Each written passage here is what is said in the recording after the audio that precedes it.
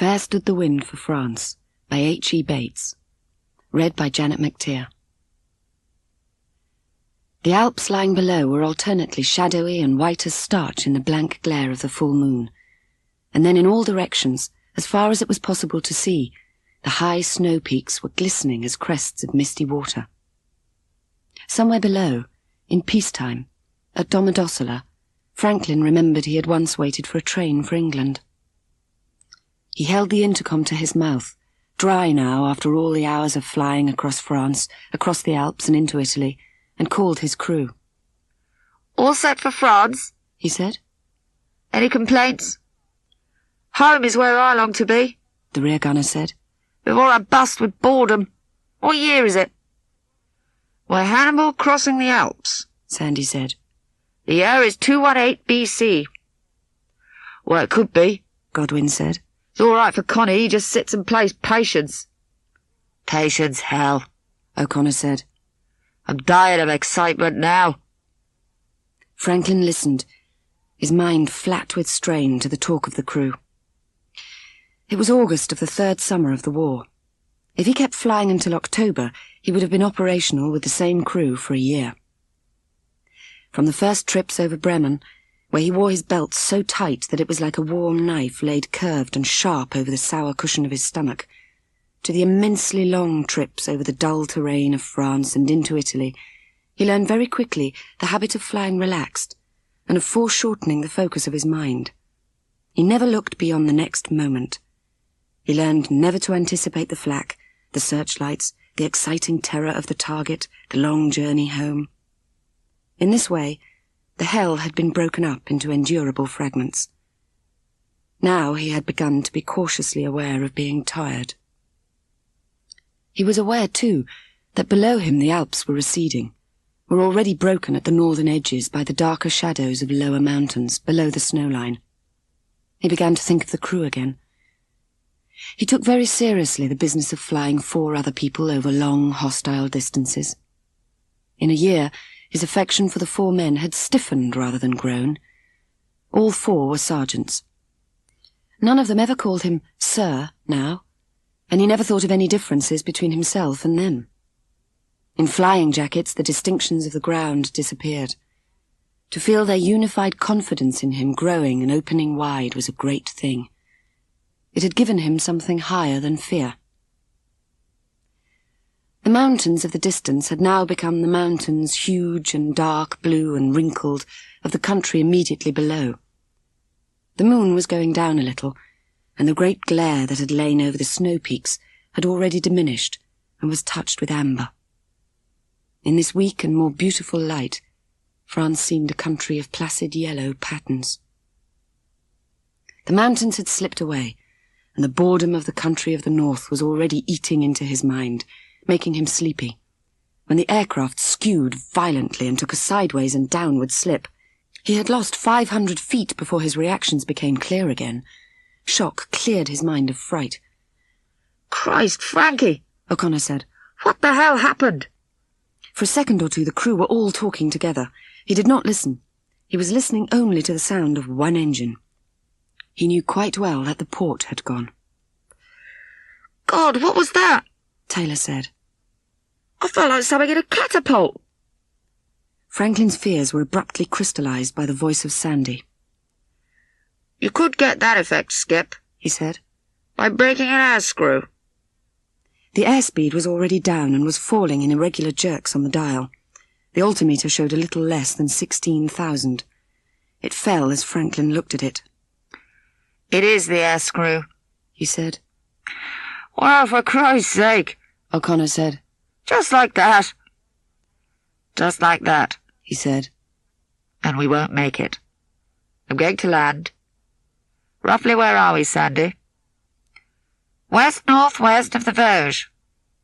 Occupied or unoccupied? Unless you turn back, it'll be occupied." "What's it matter?" O'Connor said. "They're all crooks." "You're going to find that out," Franklin said. As he put the nose of the Wellington down, he saw here and there the white and black cube of a house, the white straight intersections of roads, and in the fields, rows of shocked corn. He came into land with the moon gold on his right hand, and the pale yellow landscape coming up towards him at a furious slant. As the trees began to tear past underneath, he saw before him the clear space he had been seeking. But after the first bumping moments of contact, he knew something was wrong. The ground was too soft, and the Wellington did a ground loop. Franklin was thrown violently forward, and the world came smashing towards him, exploding his brain. When he opened his eyes, he could smell his own sickness on his flying jacket, and he could feel the beat of the aircraft engines pumping and thundering in his left arm. This arm was also wet and hot. "It's okay, Frankie," Sandy said. He was lying on his back, Sandy's head moving across the line of the moon. He wondered what had happened to the rest of them. "It's all right," Sandy said. "Everybody is all right." "What happened?" "The ground was too soft. We looped and wrapped up, that's all. We're in a marsh." The thump of engines, pulling the socket of his arm with sickening pain, began to increase as his consciousness came back. His face felt intensely cold and drawn. "Where are the rest?" "They're in the kite," Sandy said. "Collecting things." "You all right?" "Jesus," he said. "I don't know." More and more the pain of his arm was sucking away his strength. He made a great effort and kept himself conscious. "Jesus, it's my arm." "I'll get your jacket off."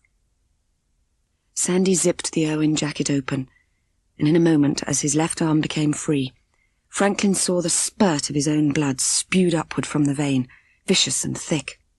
"For Christ's sake," Sandy said, "I've got to get a tourniquet on."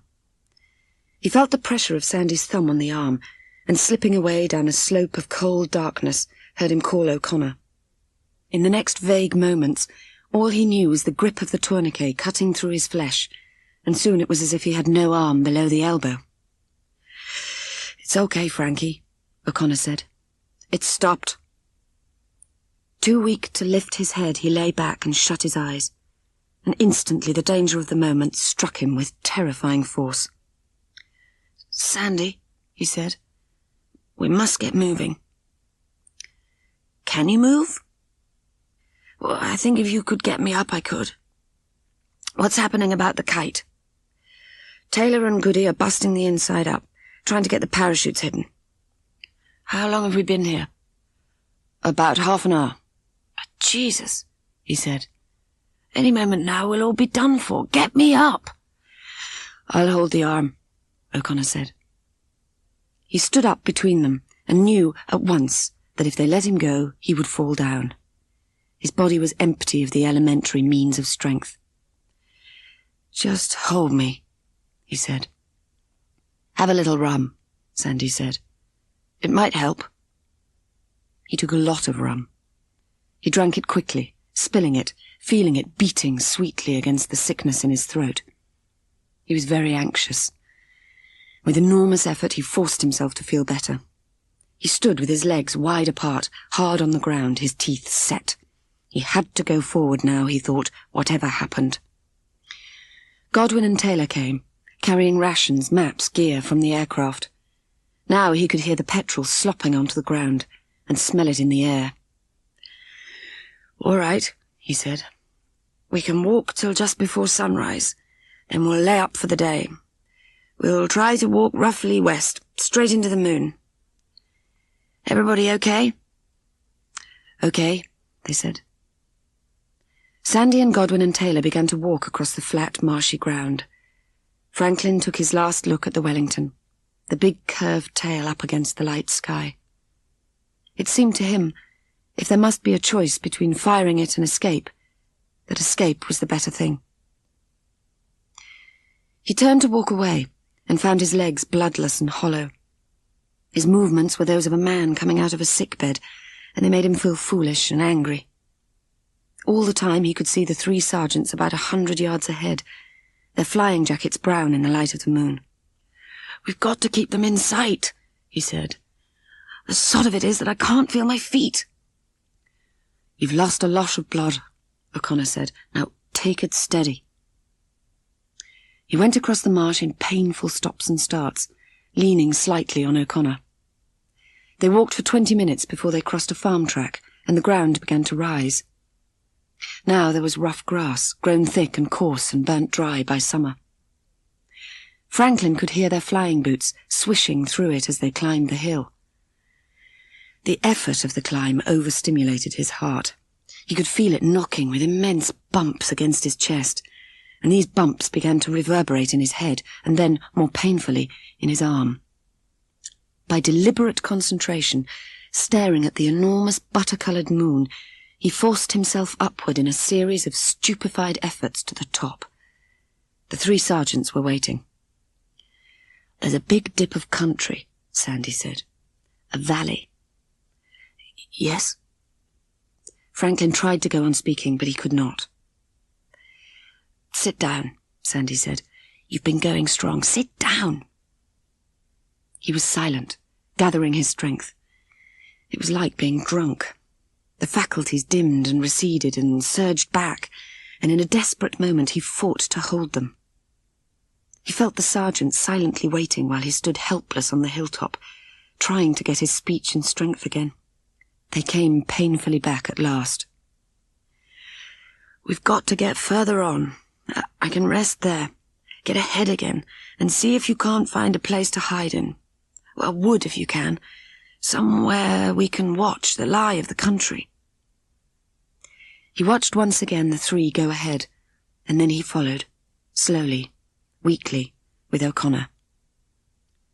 With the moon at last severed by the horizon, he was vaguely aware of going into a wood, of the trees blacking out the sky, of lying down in this darkness, down and down, until he could feel even pain no longer. When he woke, the day was hot and calm. His mouth was sick. When he moved his head, it was as if it were weighted with lead. He looked down and saw his arm had been bandaged. It lay on his chest, suspended by a sling. "You're all right where you are," Sandy said. "We're in the wood, perfectly okay. You've had 10 hours' sleep." "Jesus," he cried. "What time is it?" "About 12. Franklin lay looking at the sunlight jaggedly cut by the needle edges of the pines. "Where are the boys?" he questioned. "They've gone on a recce," Sandy said. "They shouldn't have gone," Franklin objected. He was worried. "We should stick together." "I think it's all right," Sandy said. "O'Connor's an old hand. He was in France for the first 8 months. Franklin sat up. The weight of his sickness seemed to rise as he himself rose. Beyond the dark edge of the woodland, the brightness of the day jumped, like a shutter, black and then intensely white. "Your arm," Sandy said. I warn you, it isn't good. Sooner or later you're going to have to do something about it or there'll be trouble."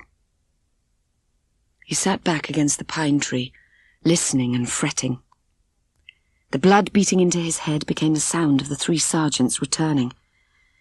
He felt his relief take the form of annoyance. It rose hotly inside him, and he checked it. He saw them coming, their blue sleeves bright in the shadows. "Hello, how'd you feel?" O'Connor said. "Not bad. What did you find?" he said.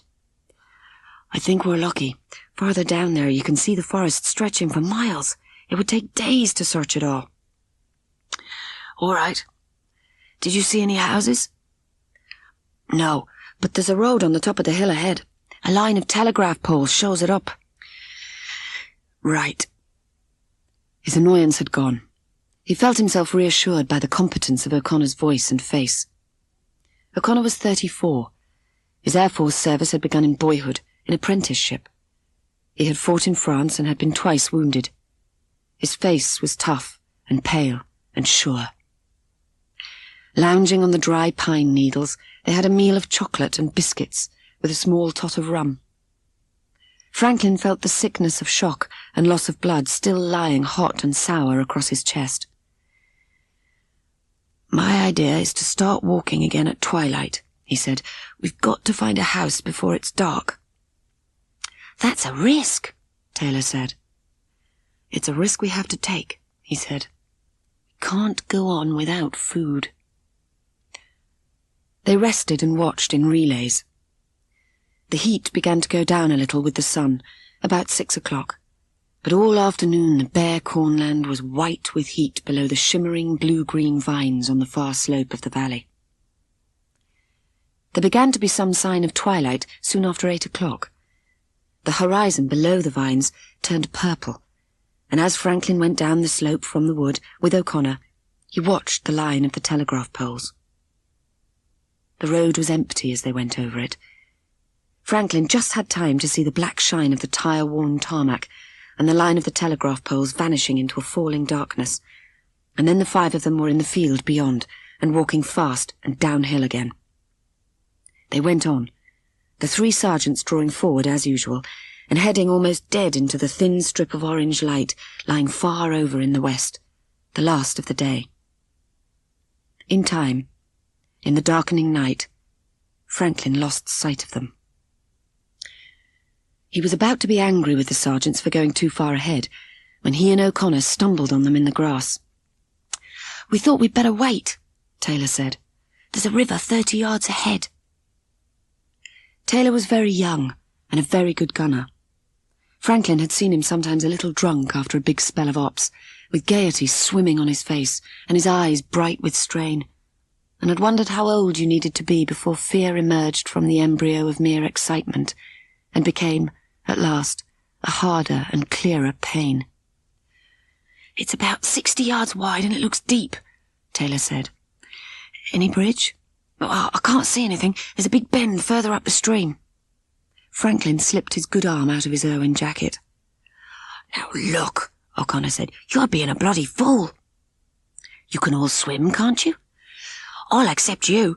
I can swim with 2 fingers. You can't swim with that arm. We've got to get over." "Right, and we will. I'll tow you over." Franklin did not answer. "I swam 2 rivers in France in 1940. It's easy if you do it right. You strip and you take your clothes over and you keep them dry." Frankie knew that O'Connor was right. "Okay, you do it your way," he said.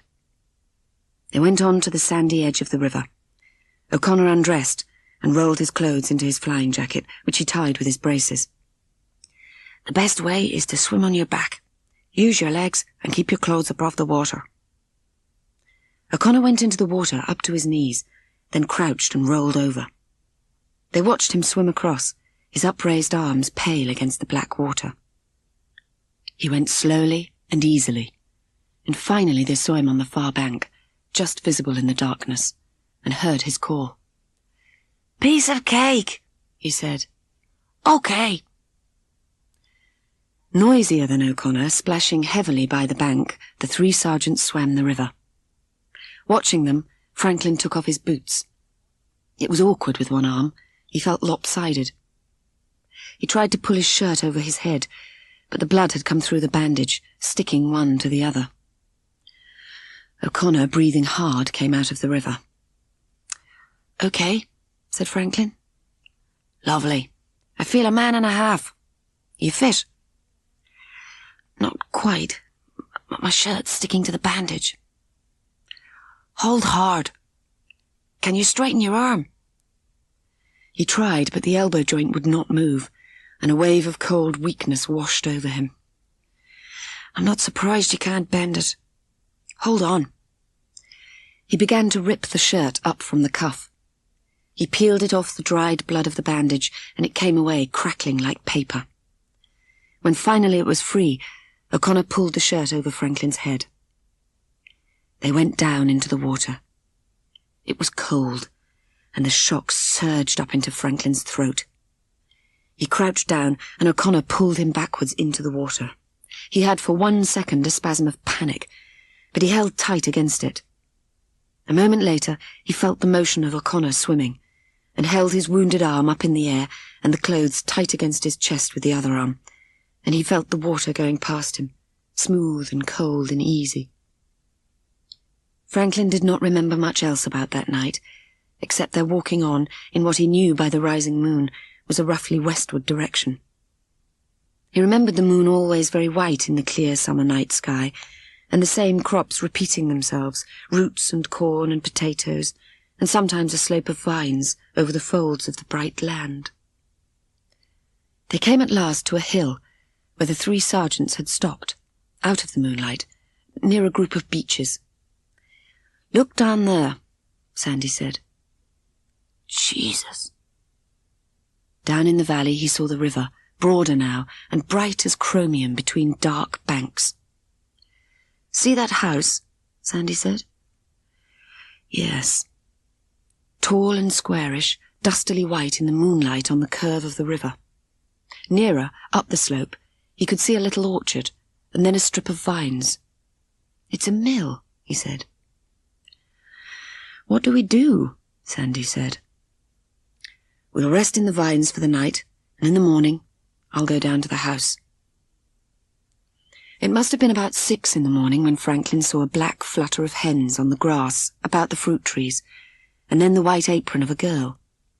He could see quite clearly the black of her hair and the wide motion of her brown arm as she threw from a brown bowl the food of the hens. He went boldly out of the vines and down the path through the fruit trees. The girl saw Franklin coming and did not move. She was very dark, and her eyes, big and bright and black, did not move either. "Je suis anglais," he said. She did not speak, and he was struck in an extraordinary way by her silence and her motionlessness. There was nothing passive about them. They were strong and definite, and he knew that she was not afraid. "Can you help, please?" he said. "Only you?" she said. "No, there are 5 of us, in the vines." He waved his hand towards the hill. "I wondered why the dog cried in the night." She said it quite calmly, as if she had always expected it. She did not even look up to the hill. She kept her eyes levelly fixed at him. "You'd better call them down," she said. "Is it all right?" "Yes, it's all right."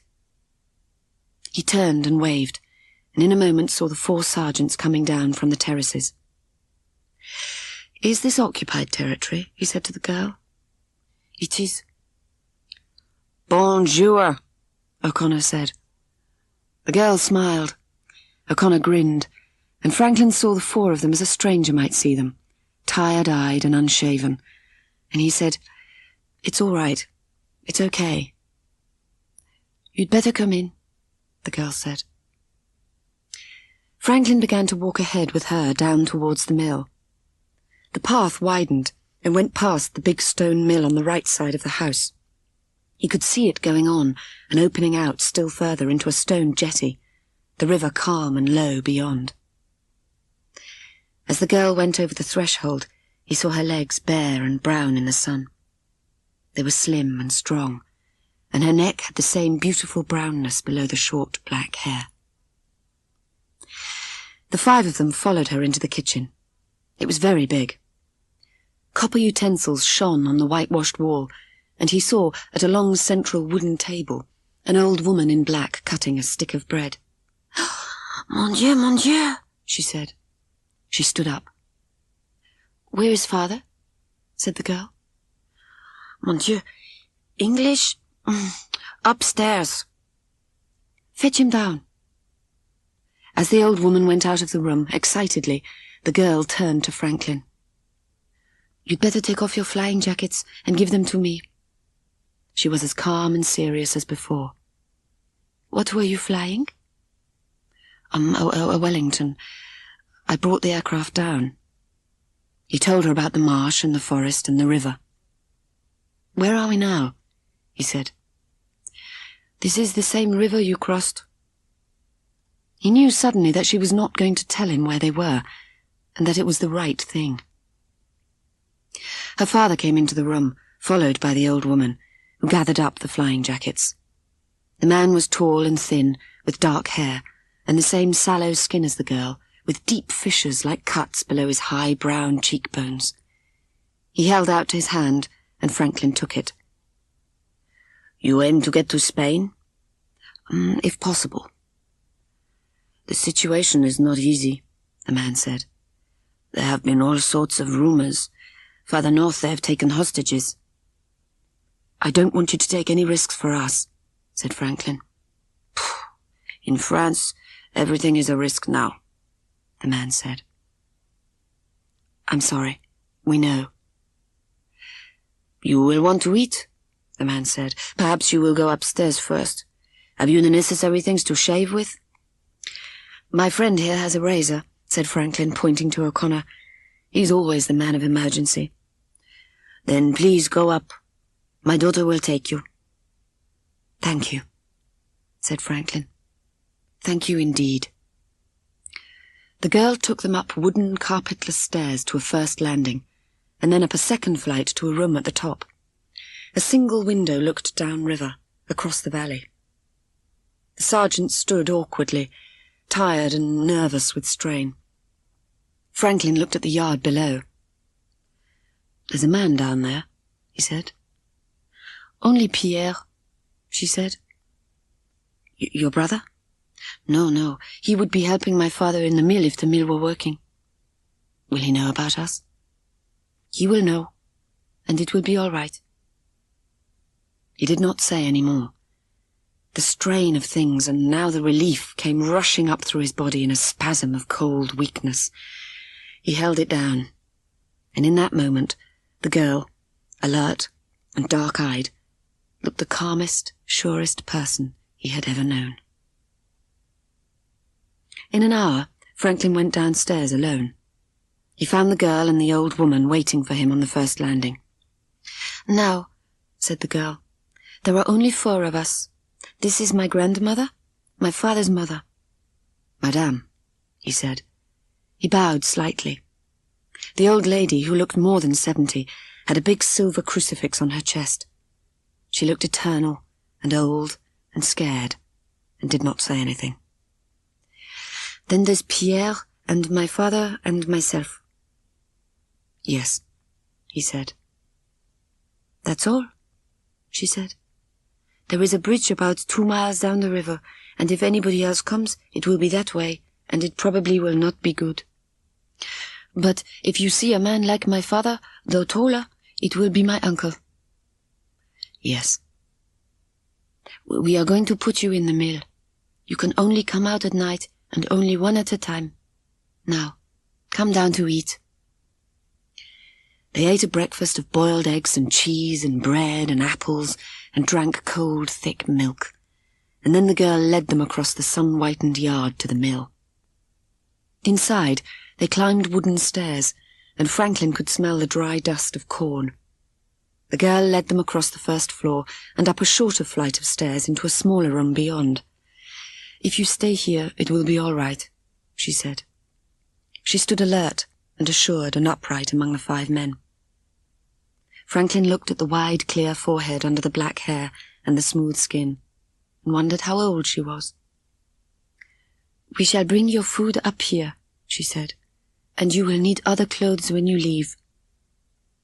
Now she looked straight at Franklin. "I think we should look at your arm." "Yes," he said.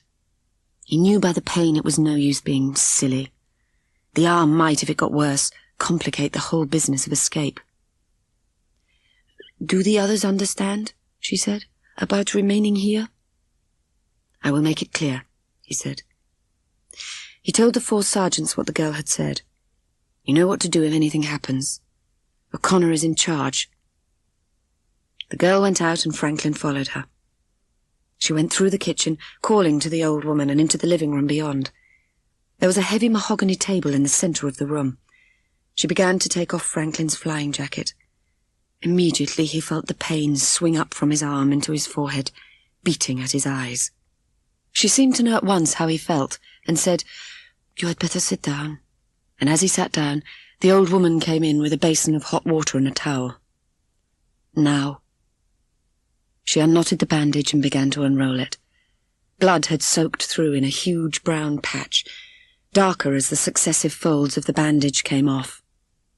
He felt the bandage sticking and pulling, deep and raw and harsh at the live tissue of the wound below. He saw the blood clotted in a black lump in the centre of the bandage. The wound looked 6 inches long. The girl was still. "I'm afraid if I take the bandage off it will bleed again and I won't be able to stop it." "It'll be all right." The girl did not answer. He knew that it was not all right. The arm was bad. "It must be stitched. We must take you to a doctor." She said it quite fearlessly, and he knew at once how dangerous it might be.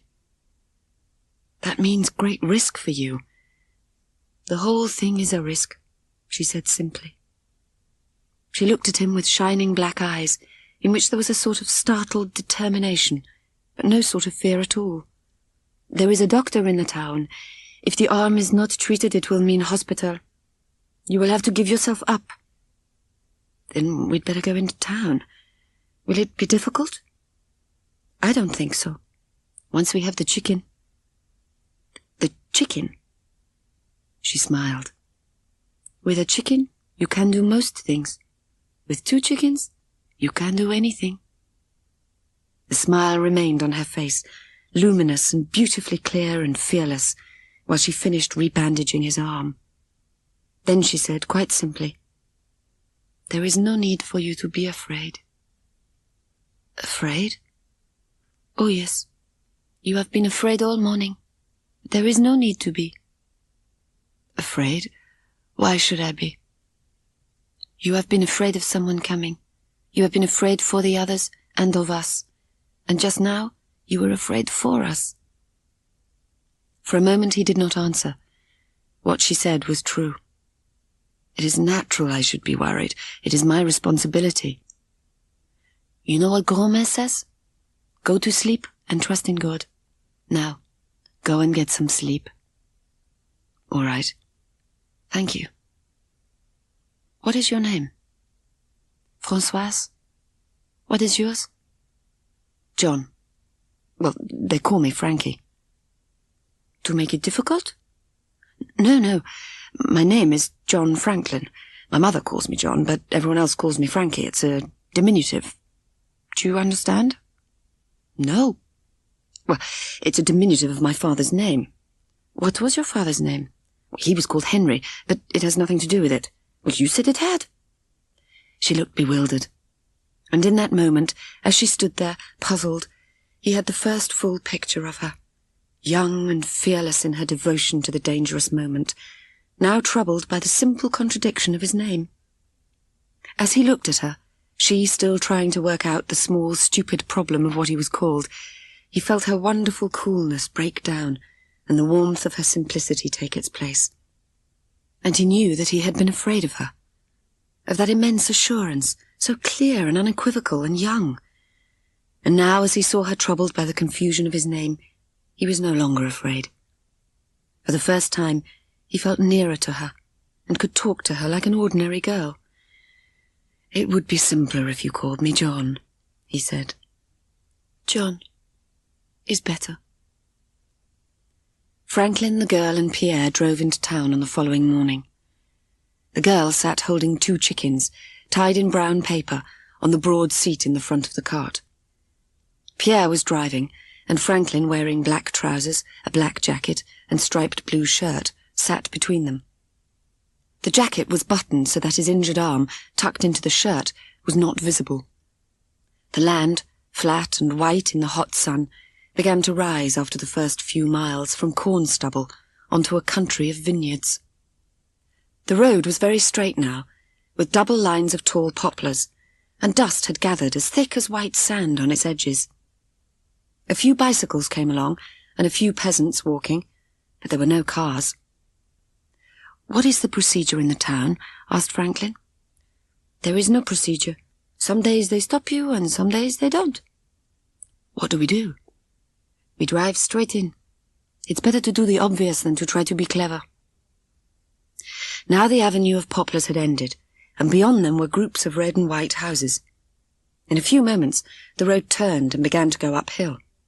The houses gave way in time to larger villas standing back from the road, and then to shops and cafes, their awnings down against the sun. There were more people, and Franklin saw an occasional queue of women outside a shop, and in the windows of the patisserie shops were trays of grey, underbaked bread. Franklin began to look for Germans, and discovered as he did so that he was holding himself very tense, pressing his feet hard against the floor of the cart. "This is the bloodiest business I was ever in," he thought. And in that moment he remembered the girl. She was simply looking straight ahead, without concern, and as he looked at her, he had all the assurance in the world. The cart came now to a central square, with fruit stalls along 3 sides and carts parked in rows by a fountain in the centre. On the 4th side of the square was a big church, the front wide and ornate, with wide steps leading up to a central door. "Go to the right of the church, down the Rue Saint-Honoré, and take the first turning to the right. It is called Rue Richer. Is it clear?" "It's quite clear." "Go to number 9. Ring twice. My father has arranged it. The doctor and he are friends." "I'm very grateful." She was smiling. She laid the chickens on his knees as the cart came to a halt in the middle of the square. "Where will you be?" "In the church." Franklin got down and held the chickens under his good arm. "Don't hurry. Walk as if it did not matter." The Rue Saint-Honoré was a long street, narrow and quite straight, with 4-storied business premises and shops on either side. There was a cafe at the corner. The Rue Richer was about 100 yards along, and Franklin went straight up the steps of number 9 and rang the bell. The door was opened by a woman of 60 or so, dressed in black, with a white starched apron, like a nurse. "Good morning." "Good morning," said Franklin. "I've brought the chickens." "Come in," she said stiffly. She led Franklin down a passage and left him in a square room with big French windows. There was a surgical chest with small drawers along one wall and a plain wooden table in the centre. Above the table was a single electric bulb. The doctor came in almost at once, a tall man with a short black-red beard. "It's all right," he said to Franklin. "Take your coat off." Franklin struggled out of his coat and lay on the table. The light pierced his eyes with brilliant pain as he felt the doctor unknotting the bandage on his arm. "An English aviator?" "Yes." He was very guarded now. "My son was an aviator. He flew Moran 406s at the front until 1940. "Fighters. You know them?" No, I know of them." "You were not in France?" "No." He heard the dried blood of the bandage crackling on his arm. "My son shot down 4 planes. Oh, you bled a great deal." "Yes." "He was himself shot down on May the 31st, just before the end. It was bad luck. He was taken prisoner." "It was very bad luck." "Almost at the same time Henri was also shot down." "Henri?" "François' brother." "Has the bandage been off before?" "No." Franklin thought of François and the brother. The fact seemed suddenly to illuminate all that she did. "We have no anesthetics. I am sorry." "I've brought morphia and anti-tetanus from the aircraft. Please, have them. They're in the pocket of my coat." "I am grateful," the doctor said. He stood under the arc of light, thin and tall and tired. "I am grateful and humiliated. A country that has no anesthetics leaves one humiliated." Without warning, he took the bandage and pulled it with skillful savagery off the arm. Franklin felt new blood run warm and sickening, felt that all his arm lay open to acid, and that the flesh was broken apart, and then in waves of pain and cold darkness was brought together again. It was held with a new pain, metallic and tight and unrelenting. He heard the doctor at a distance through the pain. "The best I can do is put on clips. You should go to hospital." "Which is the equivalent of prison." "Exactly. You are all right now?" "I'm all right."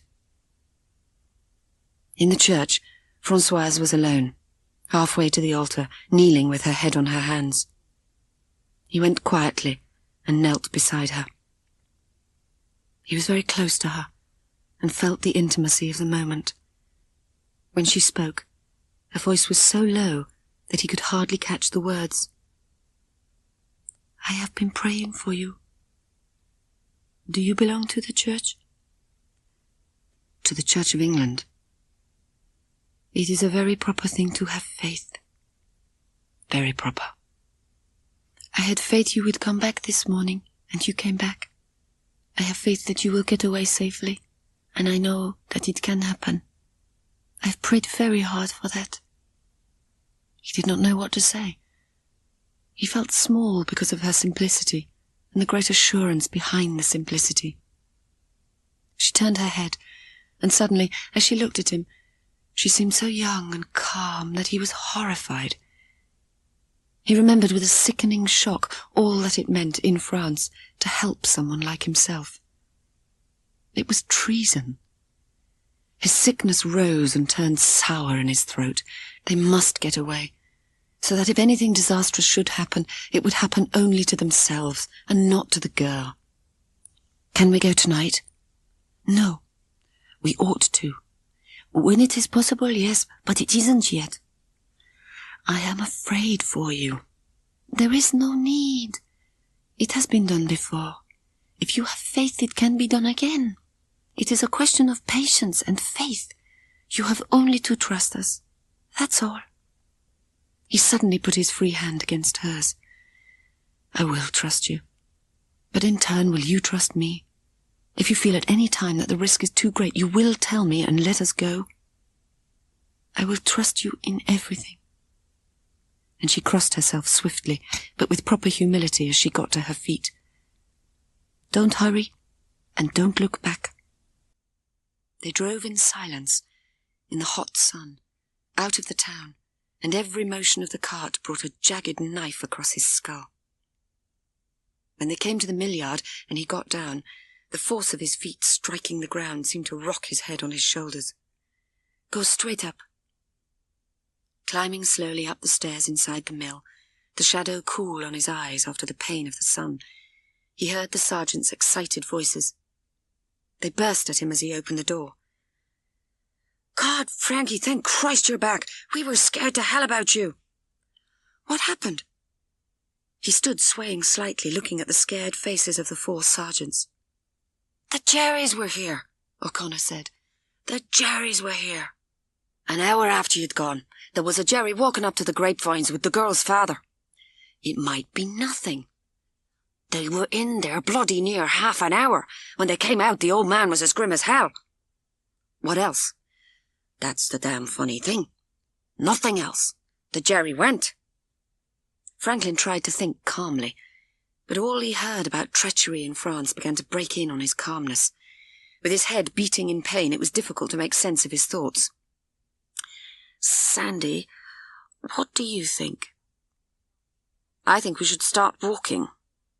"You're telling me?" Looking at Godwin and Taylor, Franklin knew suddenly that all 4 of them were thinking the same way. "Did you find out the name of the town?" Sandy said. "They would rather we didn't know it." "Thinking of themselves, just like the bloody French." "And what the hell are we doing?" Franklin said, his anger breaking. "Have some sense. Nobody is going to shoot you if you're caught, but that's the risk that they run. If they don't sell us out, I saw the French in 1940 and I don't trust them, not again." "All right," Franklin said. He felt his anger flatten into hostility. He was very tired. "Just to satisfy you, I'll go and find out what this Jerry business was all about." He went out of the room without another word and downstairs and straight across the yard. His anger was still thumping painfully in his forehead when he came into the kitchen and saw the girl. "You shouldn't have come down here." She came out and shut the door quickly behind him. "There was someone here." "Yes, a German." "Is it all right?" "Quite all right." She stood straight up, young and clear and rather defiant. "We wondered—" Before Franklin could finish speaking, the girl's father came into the room. Something is the matter? The German. He was here to assess the grape crop, that's all. You have no need to worry. I'm not worried, but the German was disconcerting to the others. Oh, naturally. Have you any idea when we might go? We're very anxious. We do not underestimate the risk for you. There is no risk, except the risk brought about by impatience. You must have papers. They must be prepared. It takes time. I understand. Please, forgive my impatience. He noticed that the girl had drawn away from them. It struck him that she was remembering his promise to trust her. How is your arm? Much better. The doctor talked about your son. I understand how you feel. Thank you. The father looked quickly at the floor and then raised his face again, and his eyes were wet with tears. And Franklin knew that for him, no matter what the rest might feel, there would be no more doubt. All that afternoon, Franklin lay upstairs in the mill, on the bare floor, in a daze, more stupor than sleep, from which he would emerge to see one of the sergeants at the window. The rest were lying on the floor, and not another word had been spoken about their leaving. He could still detect the slight hostility of the 4 men, but it did not trouble him now. All that worried him was the face of the girl as he had last seen it. Hostile, too, he thought, but troubled, as if he had hurt her very much by seeming to take away the trust he had put in her. When he woke again, it was dark, and he sat up with a start. Somebody had covered him with a blanket, and the sweat and heat of his body was like steam. Everybody here? It's okay, said Sandy. We're taking it in turns for a breath of air. Taylor's down now. Anything happen? Not a thing. You want to go down? Yes, I'll go now. He got to his feet and stood for a moment, rocking slightly, glad of the darkness because of his weakness. He wiped the sleep film off his face with his good hand and went down the stairway. He felt sick with head and temper and the discomfort of moving, and he came down into the clear night with great relief. He heard voices and walked on down the stone roadway between the house and the mill until he could see the water shining beyond the jetty. The first voice was the girl, and the other, also speaking in French, was Taylor's voice. He seemed to have no difficulty with French at all. They were by the jetty, and Franklin walked towards them as if he were going to walk into the river. He felt impelled by violent anger. He knew there was no reason for it, but he had no strength to check it. It seemed to spew up from the inside of him, as if he were being emotionally sick. "Hello, sir," Taylor said. The official politeness seemed strained and suspicious. "I was just talking to Françoise." "I didn't know you spoke French. You didn't say you could." I knew you did. I felt it didn't matter." "It may matter." His voice was hard and stiff. He felt that he hated Taylor. He did not know why, but knew only that he was behaving strangely and, by all his normal standards, badly. "You'd better get back." It was like giving an order. He saw the boy, very tall, move in the darkness away from the motionless figure of the girl. He hated himself more and more, and yet there was nothing he could do. "All right," Taylor said. As he moved away, he looked back at the girl. "Bonsoir." The French was excellent, smoother by far than his own. The intimacy of its excellence made Franklin mad. "Bonsoir, mademoiselle." "Bonsoir," she said. Taylor turned abruptly and went, and Franklin felt as if he were deliberately left between them. Taylor walking quickly away towards the mill, the girl now slowly turning and going towards the river. He walked after her, and then, walking with her, felt suddenly very cheap, and, underneath the inexplicable anger, humiliated. "I'm sorry." "Do you feel better after your sleep?" "I'm better. I didn't sleep much." She walked slowly, away from the mill, and behind the house where the garden came down to the water. The fence ran by the river edge, a path beside it, and then clumps of apple trees overhanging it. The girl leaned against the fence under the trees, and he could smell the overripe fragrance of apples, fallen and crushed in the grass. He took a long breath, and knew suddenly that what he had to say must be said now or never at all. "I want to tell you how it was I came down into the kitchen. It no longer matters. It was the others who did not trust you. After the German came, not myself. I trust you completely. How could I do otherwise?" He put his good arm on her shoulder. She did not come towards him. She did not speak either, but presently he felt some of his complicated anger smooth itself out, the moment growing through quietness and hesitation into ease and tenderness. "Please." He moved his arm very slightly, and she came towards him a little. "Forgive me if it seems that I doubted you." "Some doubt on both sides is natural." "At first, but not now."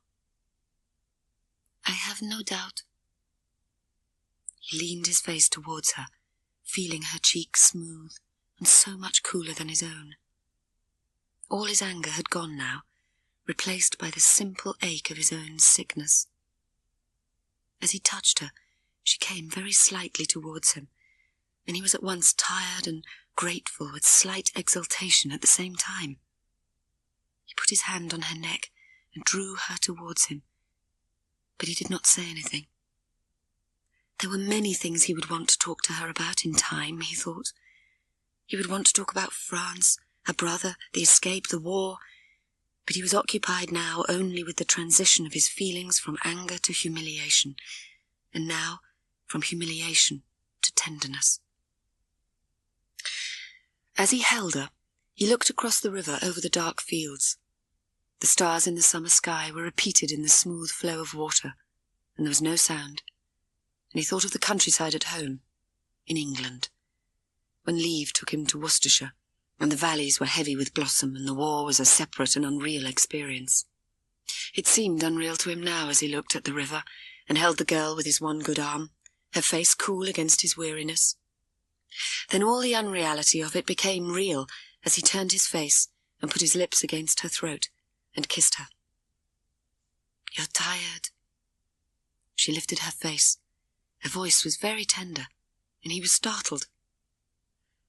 "How should you know?" "The way you kissed me is tired."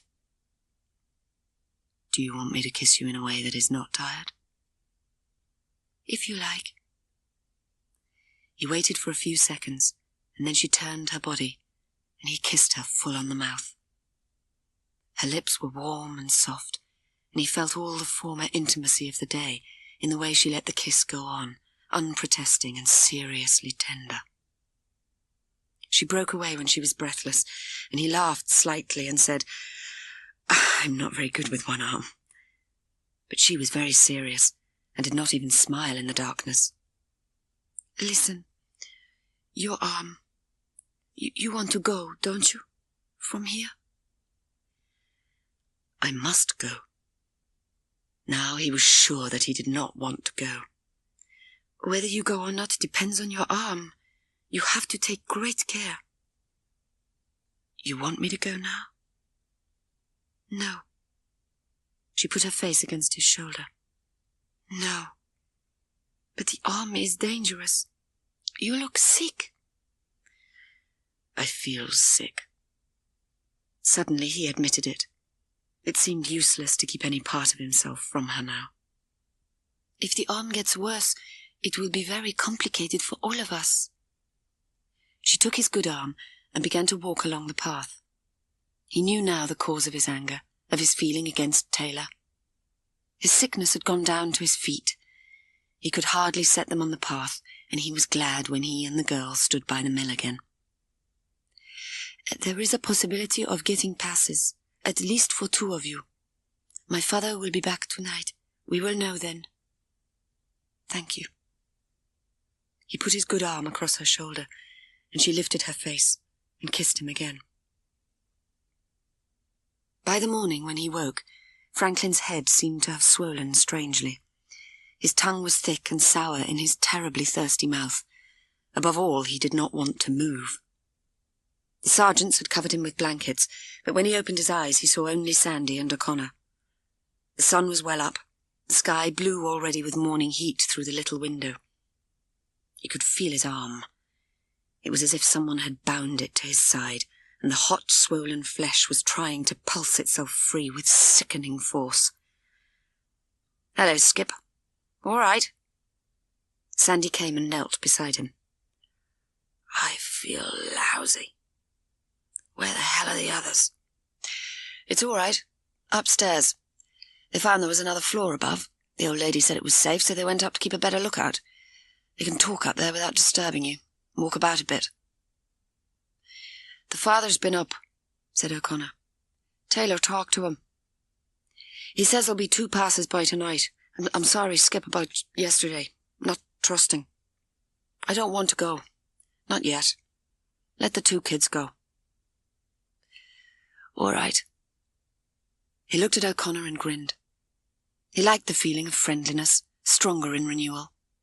O'Connor, tough and common and warm as a brick, grinned back. "Do you want me to shave you? It's cold water, but you'll feel fresher." "It would be damn nice." Franklin lay back and shut his eyes, and felt the water very cool on his face as O'Connor rubbed it on, and after it the cream.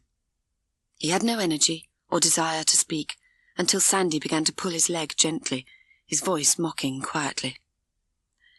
"Nice weather for the time of year, sir. How are your onions looking?" He grinned. "Stop nattering. Have a look at the arm. The bandage is tightened up like hell." He lay midway between the pleasant pull of the razor and the fretful, tender pull of the bandage unrolling, until he felt the air cool on the hot arm. Then he looked, and saw the arm, swollen and fiery. "The arm's putting on weight." Sandy did not say anything. He began to roll the bandage back. O'Connor wiped his face with a damp towel. "All right?"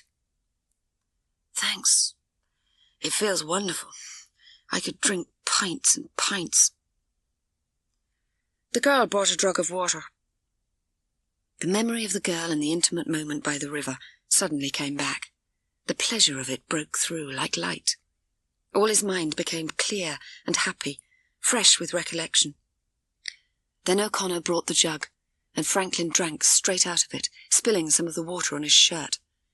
Its cold cleanness had on his body the same effect as the memory of the girl had on his mind. "I'd like to talk to her. Will you fetch her, Sandy? And Connie, if you'd check on Goddy and Taylor upstairs and keep your eye on the roads." The girl came in very quietly a minute or 2 later. She was dressed in a short green skirt and a white blouse of some shining, thin material that showed the shape of her breasts. "Françoise." He smiled. He wanted to kiss her again, and he felt the excitement of the moment growing bigger than the feeling of the illness.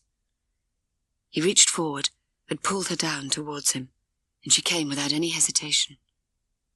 When he'd kissed her, she turned her face. "This is no time. There are serious things to talk about."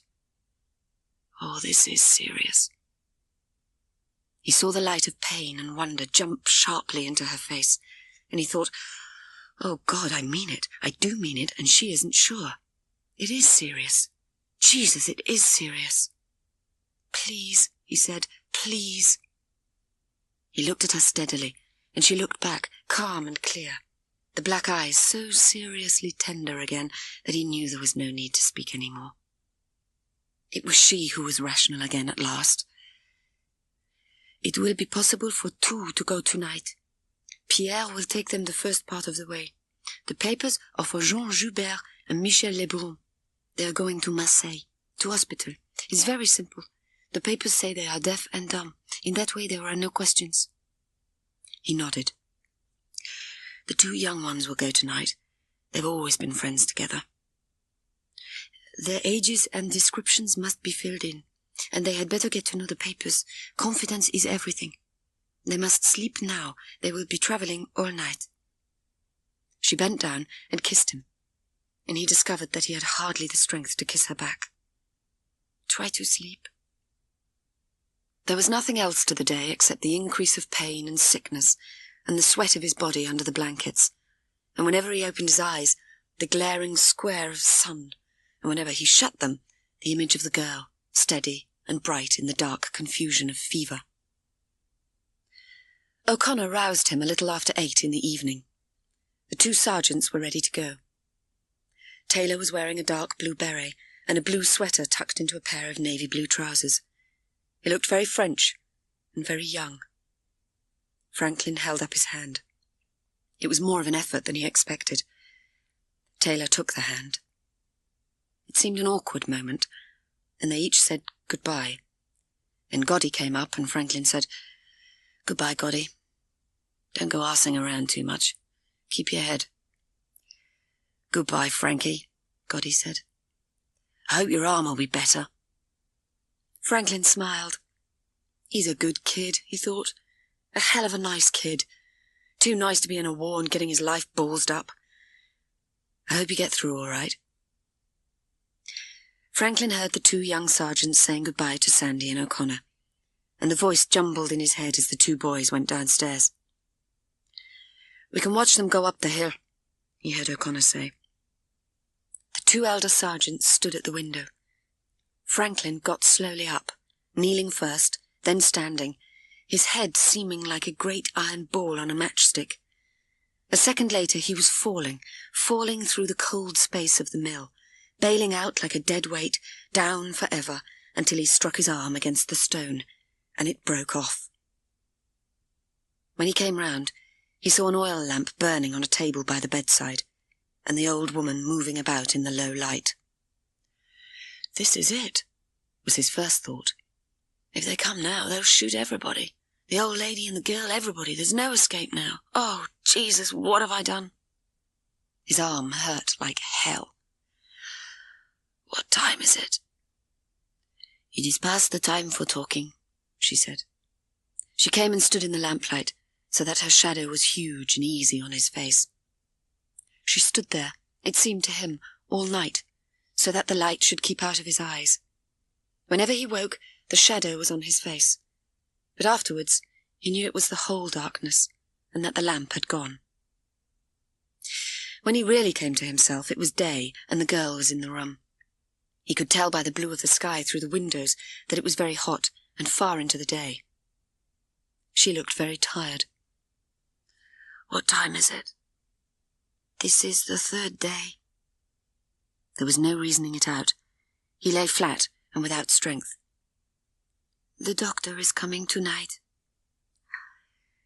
"Isn't it very dangerous? Why is he coming?" "There is nothing for it. The arm doesn't get any better." He felt small and frightened and confused. "There is no need for you to worry. The doctor often comes for the fishing. No one suspects a fisherman. The others, the 2 sergeants, they want to talk to you. Do you feel strong enough? They will go soon, tonight perhaps."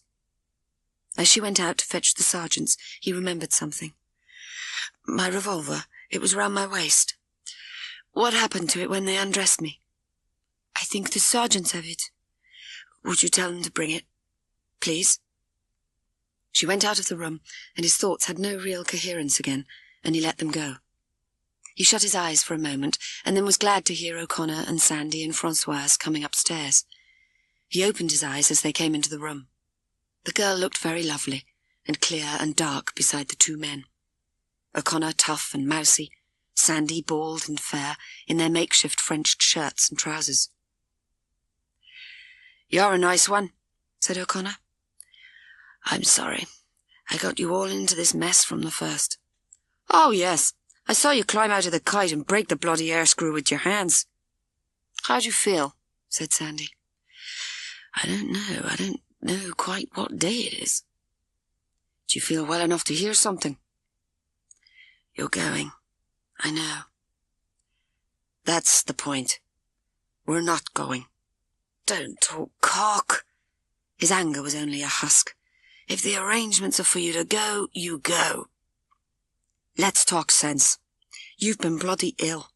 How can we go? He did not answer immediately. All his arguments were ready. He was too weak and stupefied to marshal them at once. Only the arm was fully and fiercely alive with its tight and bloated pain. At last he said what he had to say. Every day you stop here means added risk for these people. 1 man is 1 risk. 5 men is 5 times the risk. Every time we can lessen it, it's a good thing. If the papers are ready, you go. That's all. Now look, Skip, you go. And you go as soon as you can.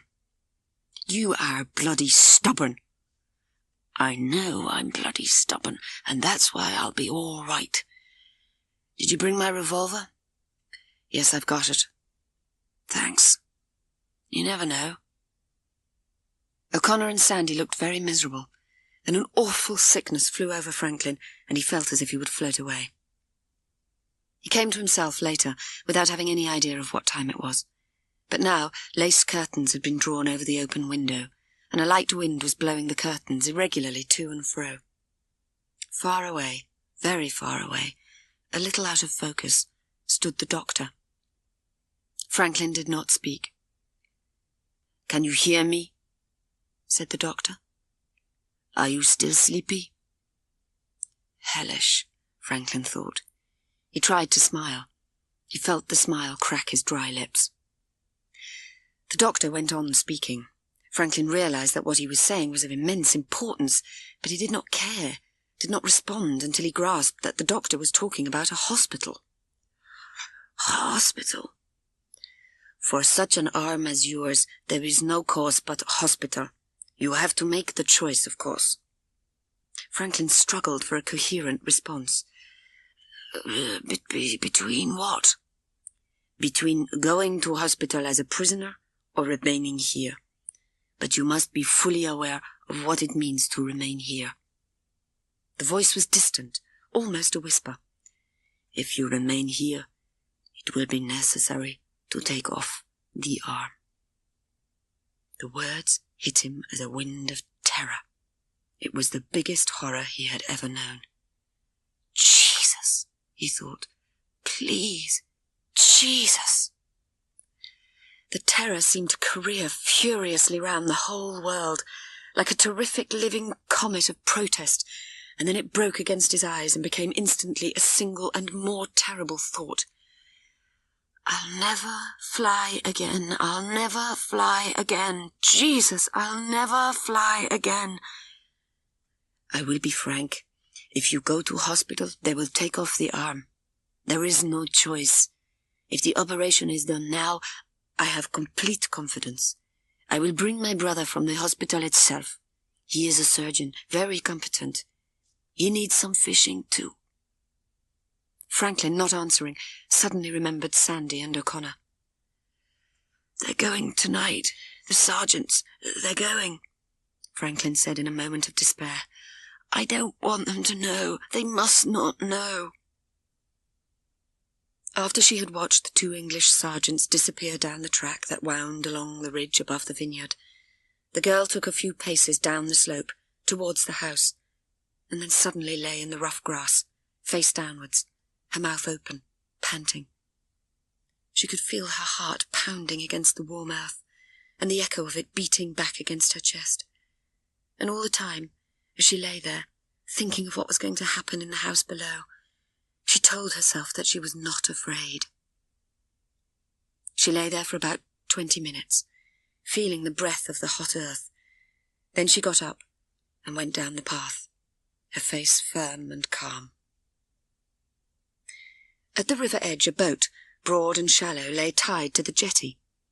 She took up the heavy oars and pushed away from the jetty. The boat was sluggish against the stream, the sun burning against the back of her neck and shoulders. She pulled hard until she could no longer see the mill beyond the bend of the stream, and then tied up on the right bank, under a line of willows. 200 yards upstream was an iron bridge on which, in the early days of the occupation, a sentry had waited. Now, the Germans had taken him away. She began to fish, and she sat there for a long time, watching the willow roots and the float and the sun moving away from the water, while in her mind there was a continuous flow of prayer. When it became dark, she began to row slowly back downstream, while the fish she had caught flopped about in the bottom of the boat. Since Franklin had walked down through the orchard that morning, she had never been afraid, only excited, very, very excited. She had felt as if anything that had happened had been bound to happen. She had always wanted it to happen. She remembered the moment with Franklin under the apple trees. It was wonderful, and now she was struck by the terror that it would never happen again. It was no longer a simple affair of hiding and escape. There were many people in it now, and soon someone would say too much. Franklin would be taken, and in turn, she thought in terror, they will take us out and shoot us. And what happened under the apple trees will not even be a memory. She tried to calm herself as she walked up from the river to the house, carrying the fish. In the kitchen, the lamp was burning, and the old woman was laying the cloth. She went past her and slid the fish into the sink. The doctor from the hospital came into the kitchen. He walked straight over to the sink where the girl stood. He was carrying something in a towel. The towel looked like a red and white flag. "Good fish," he said. She looked up and was too startled to answer. He looked grey and tired. His collar was undone and his tie loosened. He put the bundle in a chair. Her terror became wild and fresh as she saw his hand stretch towards the tap. It spurted with a great ice-cold jet across her mind as the tap was turned. She saw the arms, up to the elbows, wet and bright with blood, and then the water turning to broken scarlet as the hands were held there. She clung to the edge of the sink as if she were clinging to the edge of the world. There was no sound except the sound of running water, and nothing to be seen now except the blood of the fish and the blood of Franklin, mingling and swirling away in the sink together. Franklin, lying flat on his back, so stiff that it seemed he might be strapped down, could see the window and the old woman, black and white and immobile against the blue summer sky. To be aware, to be alive, seemed miraculous. "Madame, I could drink." The old woman came to the left side of the bed, and he moved his right arm. Then he stopped, and held it dead still under the sheet, poised as his mind was poised in the oddest and most awful moment of his life. He knew that he had no left arm. The old woman must have understood. She stood quite still, waiting for the shock to pass. He did not move, partly through shock, but partly because of an absurd fear that he would overbalance and fall out of bed. He knew that the other arm was not there, but there was no sensation of emptiness, only of distrust. All of his body was stiff with caution. He reached over his right arm to the left side of himself. Where the left should have been, there was a corset of bandage. He let his hand slip down towards his waist. From somewhere about the height of his ribs, there was nothing left. They had taken off the arm above the elbow. "What day is it?" "Wednesday. It was Monday when they operated. There is wine and water. Can you drink if I pour it out?" The wine was red, watered down until it was paler than vin rosé. He raised himself up, with some difficulty, onto his right elbow. She held the glass on his lips, and he guided it with his own hand. Movement drew the strength from his fingers, leaving them like flaky shells of dry flesh. The wind was cold and tart on his lips, and the light from the window beat on his eyes. He lowered them and drank again. His strength had practically gone. He closed his eyes and lay down, and when he opened them again, the girl was standing by the bed. He felt with his whole body the bright and serious calmness of her face, its youth and lovely brilliance. She smiled and bent down, putting her warm, sunburned face against his. With his hand on her neck, he kissed her. In the obsession of the moment, it was only dimly, and only with small bitterness, that he remembered he would never embrace her again with both hands. Everything is all right? Everything. He smiled. Is there anything you want? No. Nothing at all. No, there was nothing he wanted. Except this. The moment of being fully aware in her arms. The secure, beautiful relief of living. She smiled again and pressed her face against him. Lying there, touching her, feeling the good warm flesh, so tender and smooth, living with sun, he felt new life flow into him. He felt there was nothing he could not do if he wanted to do it enough. Franklin lay there for several days before he realized that August had gone. The constant sunlight had made him think that summer was eternal. On the 4th day after the operation, the doctor came. His hands were cool on the hot stump of his arm, and he talked of fishing. From him, Franklin learned that Françoise took the boat upstream every evening. "She seems to be trying every pool for about 4 miles upstream," said the doctor. It struck Franklin, long used to girls who desired evenings with more excitement, that this was an odd occupation for a girl. On the 5th day, he got out of bed. He was determined to begin walking as soon as possible, but he fully expected to fall down. His feet were very cool on the bare wooden floor, and the feeling was delicious after the clammy heat of the bed. He did not fall down, but walked steadily and slowly to the foot of the bed. He counted the paces. There were 12.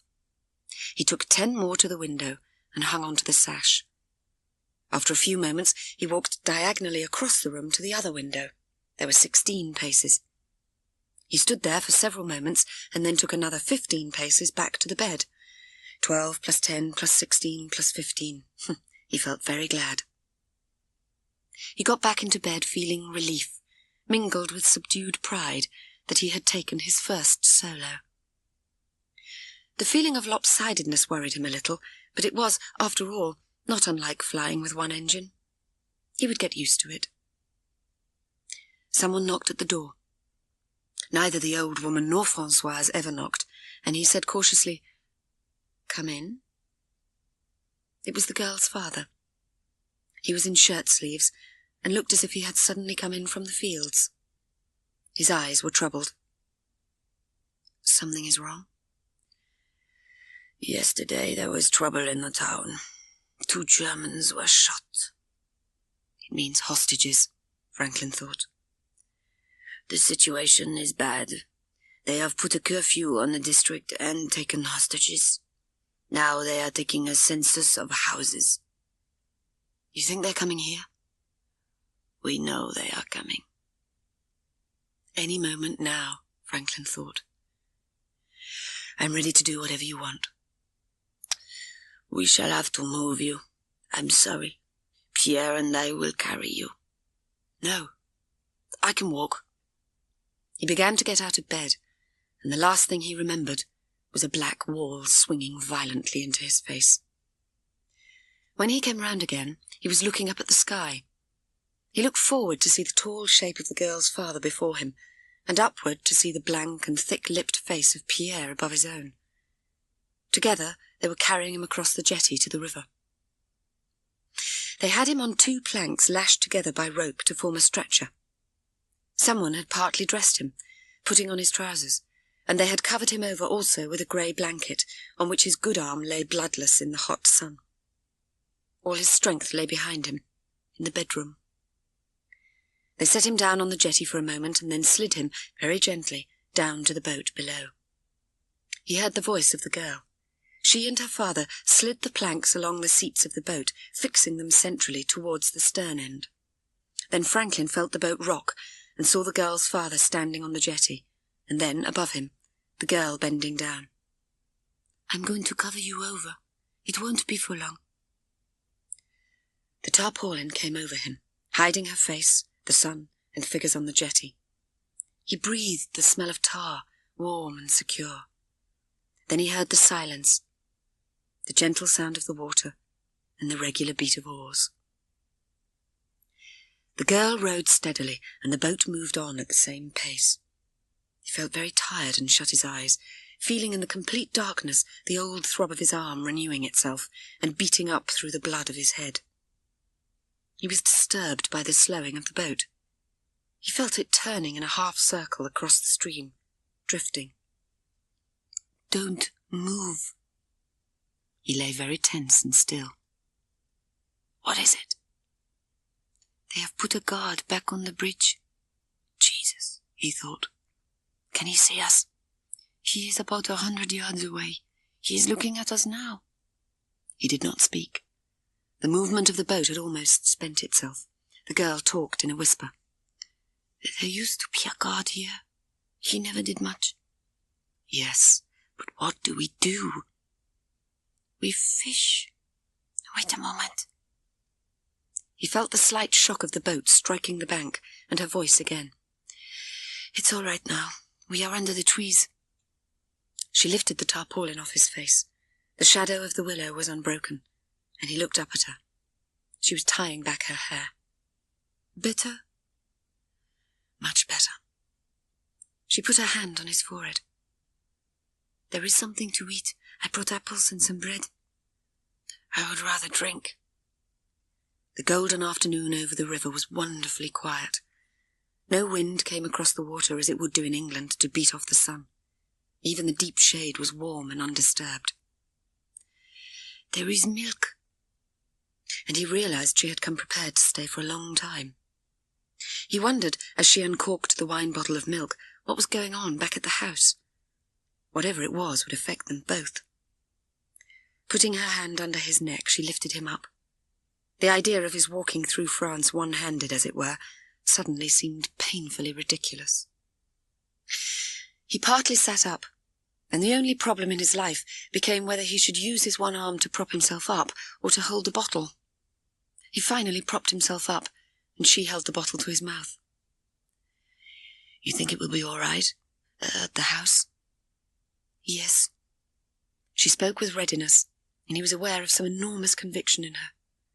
"Yes, I have faith it will be all right. I have prayed very hard it will be."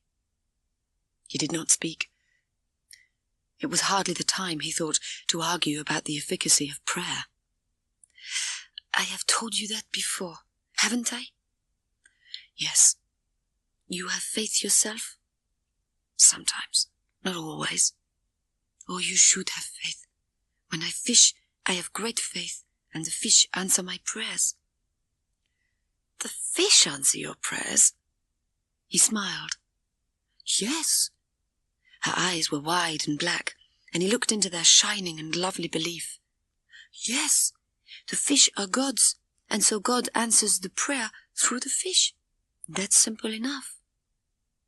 "Yes," he said, knowing there was no answer in the world to that. "That's simple enough." She took him then and held him against her. He felt his love for her in his body as sharp as the pain of his arm. For the first time since the war, the inside of himself grew suddenly quiet. What she said about faith smoothed away all complications. He felt it settling, calming. He lay with his good arm against one of hers. It gave off all the smooth, clear warmth of the summer, and what he felt was simple and uncomplicated. He kissed her lightly on the face. She moved her face and kissed him back, as she had done in the orchard, warm and seriously tender.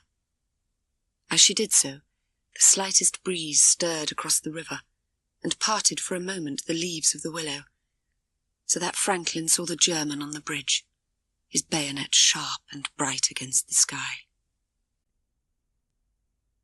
At 5 o'clock the second morning, while it was still dark, they rowed across the river. The man from the estaminet put the bicycles in the boat. "You are getting a bargain with the bicycles," he said. "It is about a fifth of the bargain you are getting with the boat," the girl said. "You have a wonderful wife," he said to Franklin, his voice full of ironical admiration. Franklin did not speak. "If she bargains as well at the hospital in Marseille, they will probably give you a new arm and a new tongue." He sighed. "The bicycles alone would cost you 200 francs apiece anywhere." I will remember that, in case we wish to sell them if we come back." He gave up at this, and, tired, silent, and in gloom, rowed them across the river. Halfway across the dark water, the man rested on his oars and told them for the last time where they must go. "There is a little gravel path with a fence each side of it. Keep to it for about half a mile. It comes out onto the road." "We thank you," the girl said. The man began to row again. "Don't talk any more now." On the other side, he pulled the boat into a strip of muddy shore. Franklin could smell the mud, and on the wind the smell of locomotive smoke drifting from the railway yards. He got out of the boat and held one of the bicycles while the man strapped the attaché case on the back. The girl took the other bicycle and hung the bag of food on the handlebars. Franklin followed the girl up the bank. He saw the double lines of fence and pushed the bicycle between them. The tires crackled on the cinders of the path. Then, after about 10 minutes, the cinders ceased to crackle, and Franklin knew it was the road. As he drew level with the girl, he saw the first light in the east, and knew then that the morning was coming, that he was free. The mustard was bright yellow in the brown sausage as they ate it, sitting on the top of a hill about 2 hours farther on. Franklin felt the sting of mustard on his tongue like the sting of his own exhilaration. He looked at the enormous autumn valley shining in the early morning sun below, that seemed to stretch away, green and bronze, to the edge of the world. In less than a week, they would be in Marseille. And suddenly the delight of being free went through him with a stab of wonder.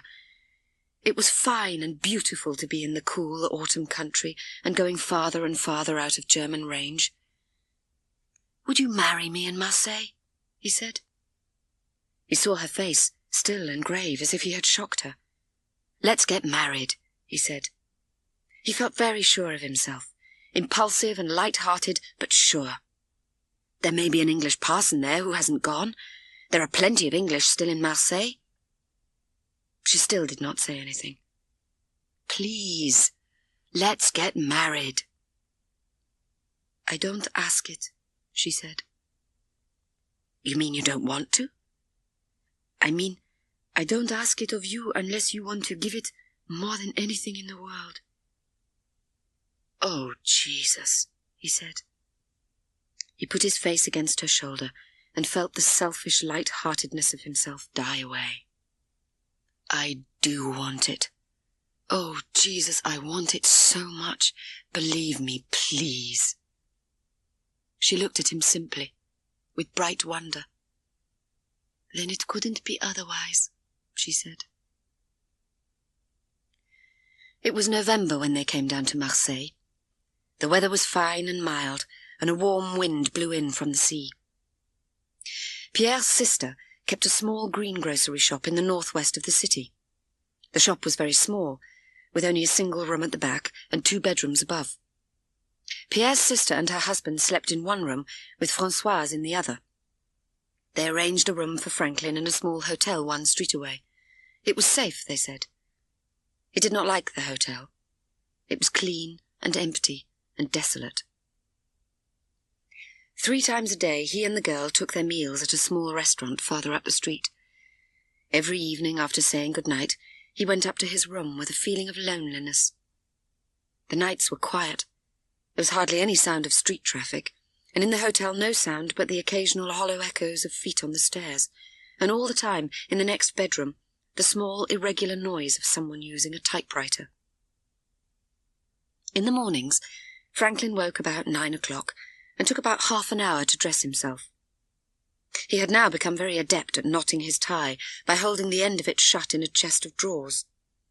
He tied the laces of his shoes in a knot that held until he got to the restaurant, when the girl untied the laces and tied them again in a bow. One morning, Franklin came out of his room and at the top of the stairs met a small Frenchman of about 50. He wore a black trilby hat and a dark grey suit. He carried a thin brown walking cane over his arm. Both waited for each other to pass.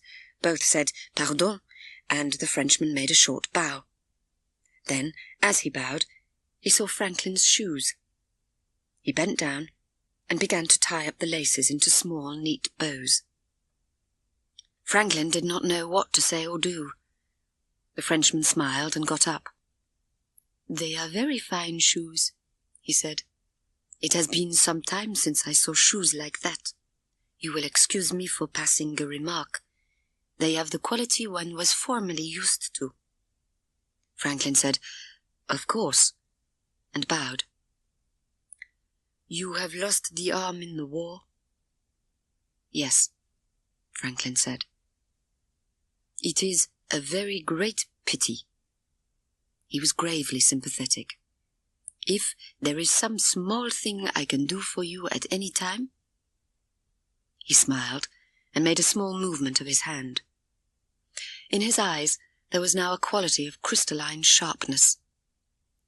"I have helped many Englishmen," he said. The words were not abrupt. He spoke obliquely, as if to no one in particular. Franklin knew suddenly that it was no use pretending. It seemed altogether surprising that no one had hitherto challenged his identity. The little Frenchman took out a brown leather address book and wrote in it quickly. "If there is anything you want in Marseille, go to this address. Anything at all." He tore out the page of the address book and held it out towards Franklin, smiling. Franklin took it, looking straight down into the crystalline, polite eyes. They struck him suddenly as being quite fearless, quite irreproachable in their steady and brittle clarity. He said slowly, "There is something I wanted." "Yes?" "An English padre." The Frenchman sucked at his lower lip. "No," he said. "It is something I don't know. But at the address they will know, or they will find out for you." "Thank you," Franklin said. "Thank you very much." It began to rain in the late afternoon in short spits, whipped in by the wind from the sea, as Franklin walked down past the cathedral to find the address. The sky was low, with grey cloud, and it seemed as he walked between the old tall houses as if Marseille were closing in on him like a trap. He was within sight of the dock, walking along by the railway track, when he decided to turn back. He suddenly did not care about the address, the padre, and whoever it was who helped Englishmen. The hostility of the streets, in which the smell of rain and cold smoke and sea was alternately thick and sharp, became merged into a single heavy nausea that was something like a sickness to be home, in England, safe, away from it all. He longed bitterly to be out of France, and walked for some distance with his head down against the wind, beside a stationary line of trucks, black against the grey sky. He heard the buffers clock against each other, and the trucks began to move forward into a movement that he had not made. He knew that all he had to do was to step on a brake handle, pulling himself up the side of the truck, and get inside. He did not know at all why he should be thinking like this. This unexpectedness of the moment, of a new chance to escape suddenly opening up before him, seemed to fascinate him remorselessly. He remembered seeing the silken steel edge of the truck wheel shining below the brake handle, seeing only the two things together in the entire world. He grasped the brake handle and began to run beside the faster-moving truck. He felt his body tauten for the leap, and then, in that split second, something made him look up at the key. In that instant, with awful sickness, his mind acted, letting the brake handle go and stopping his run. The gendarme, about 100 yards down the track, stood quite still, watching him. He had a rifle slung across his back. Franklin began to walk on, across the quay, away from the train. He had the impression that if he turned back, he would begin to run, and that then the gendarme would shoot him. He walked the last 20 yards before he reached the gendarme with the stiffness of a marionette. The man moved with quiet precision, so that before Franklin was aware of it, the gap through which he could pass was closed. "One moment." The voice was abrupt, and the gendarme lifted 2 fingers in a small, correct, hostile gesture. "Your papers?" Franklin stopped. He did not say anything. He was trying very hard to think. It seemed to him quite certain that the papers, whether they were correct or not, would now make no difference. He put his hand on his chest, first one side and then the other, as if feeling for the papers, trying at the same time to think what he should do. "What were you doing on the truck?" "The truck?" "You were going to get into the truck." "Truck?" All right, all right." The gendarme was irritated. "The papers, come on." Franklin put his hand inside his jacket. His papers were there. He felt them with the tips of his fingers. Then he pulled his hand out again, empty. The gendarme was suddenly very angry. He made a violent shrug with his shoulders that brought the rifle forward. To Franklin's astonishment, the sound of shooting came rattling through the silence from far down the quay. Then, in the second before he saw the gendarme's head abruptly whip round, there began the shrill of a whistle, continuous and desperate, as if blown in panic. The gendarme put his own whistle to his own mouth. His cheeks inflated in the moment before blowing. In that moment, Franklin lifted his good arm. Not since coming down in the marsh, with the moonlight bursting onto his face, had he felt anything happen to him with such explosive violence. He hit the whistle with great force with the flattened palm of his hand, and felt the whistle hit the bone at the back of the gendarme's mouth. He saw the gendarme fall backwards in the second before he himself began running. He saw blood spurt scarlet as he leapt forward to cross the 70 yards to the building on the corner of the quay. He expected any moment to hear the sound of shooting. Yet, when it came, he felt as if it shot his own heart with surprise. Then he was round the corner, still running very fast. He was aware of nothing except a short open space between himself and another stationary line of railway trucks. He went straight under the trucks, rolling clear under the far side, seeing a warehouse, another space, another warehouse. He ran madly. Round the corner of the warehouse he saw the world open up into a new avenue of trucks, with stacks of coal, more warehouses, and, far away, the loading gear of the dockside black against the windy sky. He rolled under another line of trucks and heard the shooting again, over on his left. It seemed nearer. He went under a second line of trucks, stooping this time, his mouth eating at the air for breath. He leaned against the buffers of the truck, half hidden, while he looked before him. The firing broke out afresh, suddenly, quite near, and almost dead ahead. Without thinking, he turned to go back. "I'm in a bloody mess," he thought, "an awful bloody mess." In that moment, he saw a man running desperately towards him, down the long alley between the trucks. Saw him throw himself under the trucks, just as Franklin had done. Franklin lay on his belly. He could look up the tunnel made by the wheels and see, about 50 yards ahead, the other man lying there too. His face was pressed down against the chips between the sleepers, his arms folded over his head. He lay very still. The shooting did not begin again, but over to the right there were voices, shouting, giving new directions, growing confused. Franklin pulled himself slowly along on his belly.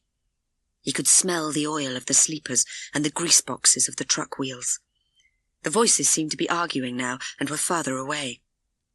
Franklin pulled himself steadily along the sleepers until he was about 10 yards away. Then he called in a whisper. "All right? Are you all right?" There was no answer. The hands did not move from the head. "I think it's all right now. Did they hit you?" He pulled himself to within touching distance, and then the man rolled over and spoke with a kind of scared and exhausted anger. "The bastards," he said. "The bastards. Who are you?" The words in English were more startling than the first firing of the shots had been. The voice hit Franklin with such pain and joy that his own was almost crying in answer. "Oh, Connor," he said. "For Christ's sake, Connie!" He was kneeling now, and the face of O'Connor, old and tired, was looking up, open-mouthed. "Skip," he said. "Skip! Oh, Jesus!"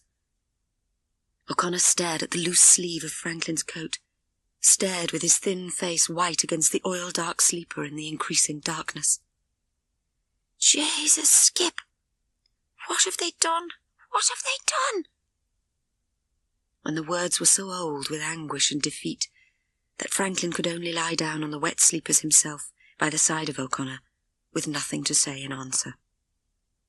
Sometimes, as Franklin looked down at O'Connor, prostrate on the bed in the room of the hotel, the brandy still wet on the grey lips that were too tired to accept it, he could see the lines of a dead face. I tried it always, Skip. The dark mouth hung open, trembled, and seemed to try to bite at the words. Always. Swam rivers. Got. Don't talk, Franklin said. The small room was full of the sound of O'Connor repeating the one word, dry and helpless, like a child with a fit of coughing. When the agony of it broke at last, the short rush of new words was almost too low and tired to hear. Got all me money pinched, Skip. Took all me money. He gave the most unaccountable smile of bitterness. The O'Connor that had once thrashed his way buoyantly over every kind of trouble seemed to have died. Franklin held for a moment one of his thin wrists. The flesh above the upraised pebble of bone was ruckled and cold. Some bloody Frenchie will pay for it. The words were released with stuttering pain. The sods have robbed and swindled me all down the country. Everywhere. Now steady. Steady. Oh, Skip. Oh, Skip. The bitterness of the thin face suddenly exploded in a way that seemed to Franklin unreal. They've pinched me papers. They pinched me wallet. They would have pinched me clothes if I'd let them. They even pinched the little food I had. The only thing they didn't pinch was my revolver. Thank Christ I kept that. At least I'd get a chance to shoot one of the bastards in return. You'd better take it steady, Franklin said. O'Connor, not speaking, gasping for breath, sucking it down into his mouth in painful gulps again, stared with horrible fascination at Franklin's empty sleeve. Oh, God. Oh, God. I can't believe the arm. Even when I look at you, I can't believe it. Franklin said abruptly, "What happened to the boys?" He did not want to talk about the arm. I've no idea. I suppose they made it. Taylor was very smart at the lingo. He looked up, newly troubled. Come to that. How the hell did you get here? With that? He nodded towards the arm. The girl got me here, Franklin said. We came down together. Girl? What made the girl come with you? We're going to be married, Franklin said. Married? O'Connor looked vaguely and wildly around the room. Am I balmy? No, Franklin said. He was laughing at the troubled face. No, I said married. Well, I give up. I give up. You marrying a French girl. You can be the best man. If not here, then in Spain. If not Spain, then England. England? O'Connor got up for the first time and took a few steps around the room. Halting, he looked back at Franklin, shaking his head. I never thought I'd cry my bloody heart out to be back home. But that's what I've been doing. Honest, Skip, crying me bloody heart out. He moved with incredible unsteadiness. We'd better get you out of here, Franklin said. Pierre's sister keeps a shop around the corner. He put his arm on O'Connor's shoulders. Come on. They walked downstairs and out onto the street. It was still raining gently in the darkness. It felt very good and clean and cool on Franklin's face. O'Connor turned up the collar of his jacket. Rain and darkness together seemed to restore something of himself. I suppose I should congratulate you, he said. Thanks. You're right for each other. I see that now. You be nice to her, Franklin said. I'll brain you if you're not. If it wasn't for her, I wouldn't be here. Well, that's enough for me. Until you turned up, my luck was out. They walked on up the street in rain that had in it the smell of the sea. In the next street, Franklin rang the bell of the greengrocery shop. Pierre's sister answered the door, and in a moment he and O'Connor were following her through into the room beyond. She was a small woman, with black hair parted in the middle. Her husband was small too, and very stocky, with dark brown skin. He wore an imitation brown leather jacket. Franklin saw the bright, almost violent surprise on the three faces. "My friend O'Connor," he said. All of them were smiling. O'Connor was smiling too. He looked at Francois's startled black eyes. "He has had a bad time, but he is all right now," Franklin said. "He's lost his papers and everything, but he is all right now." "We will get papers," the man said. "He needs a room too." "We will manage it here," the woman said. "Somehow." "You see," Franklin said to O'Connor, "they can arrange everything and it's okay." O'Connor grinned and said, "Merci, merci," several times. Then he said, "Merci beaucoup, very much," and everyone laughed. But all the time, Franklin could see O'Connor's hand in his pocket, holding the revolver. The wife of the concierge in the Rue des Jardins did not know anything about an English padre in Marseille. Franklin, who had been walking all day and asking the same question, walked on down the street. It had been a fortnight since he found O'Connor. A tram was approaching, and he waited for it to pass. A few dry brown leaves bounced up the lines in the wind. He had been trying for a fortnight to find a padre. As he waited, he turned out of habit to look back. There was no one following him. There never was. But somehow, after a fortnight of going from place to place in search of the padre, of asking questions of strangers, of waiting for O'Connor's papers, of lying awake at night and listening and wondering if footsteps on the stairs in the hotel were footsteps coming for him, he had got into the habit of thinking there would be. Franklin thought of how he wanted to marry Françoise. He wanted desperately to marry her before it was too late. He could think of nothing else as he walked out of one street into another. How was the war? He had not seen a newspaper for several days. In Marseille, the war seemed to matter less than anywhere else he had ever been. And gradually he had found that he did not bother. He had become interested only in O'Connor's papers and the idea, by now absurd, of finding an English clergyman in the city. Two women were coming towards him along the quiet street. He could hear them talking. Suddenly they became quiet. One of them was sitting in a light metal invalid chair, with a brown plaid rug over her knees. She was a big woman, with grey hair and large grey jowls that flopped down on her high lace collar.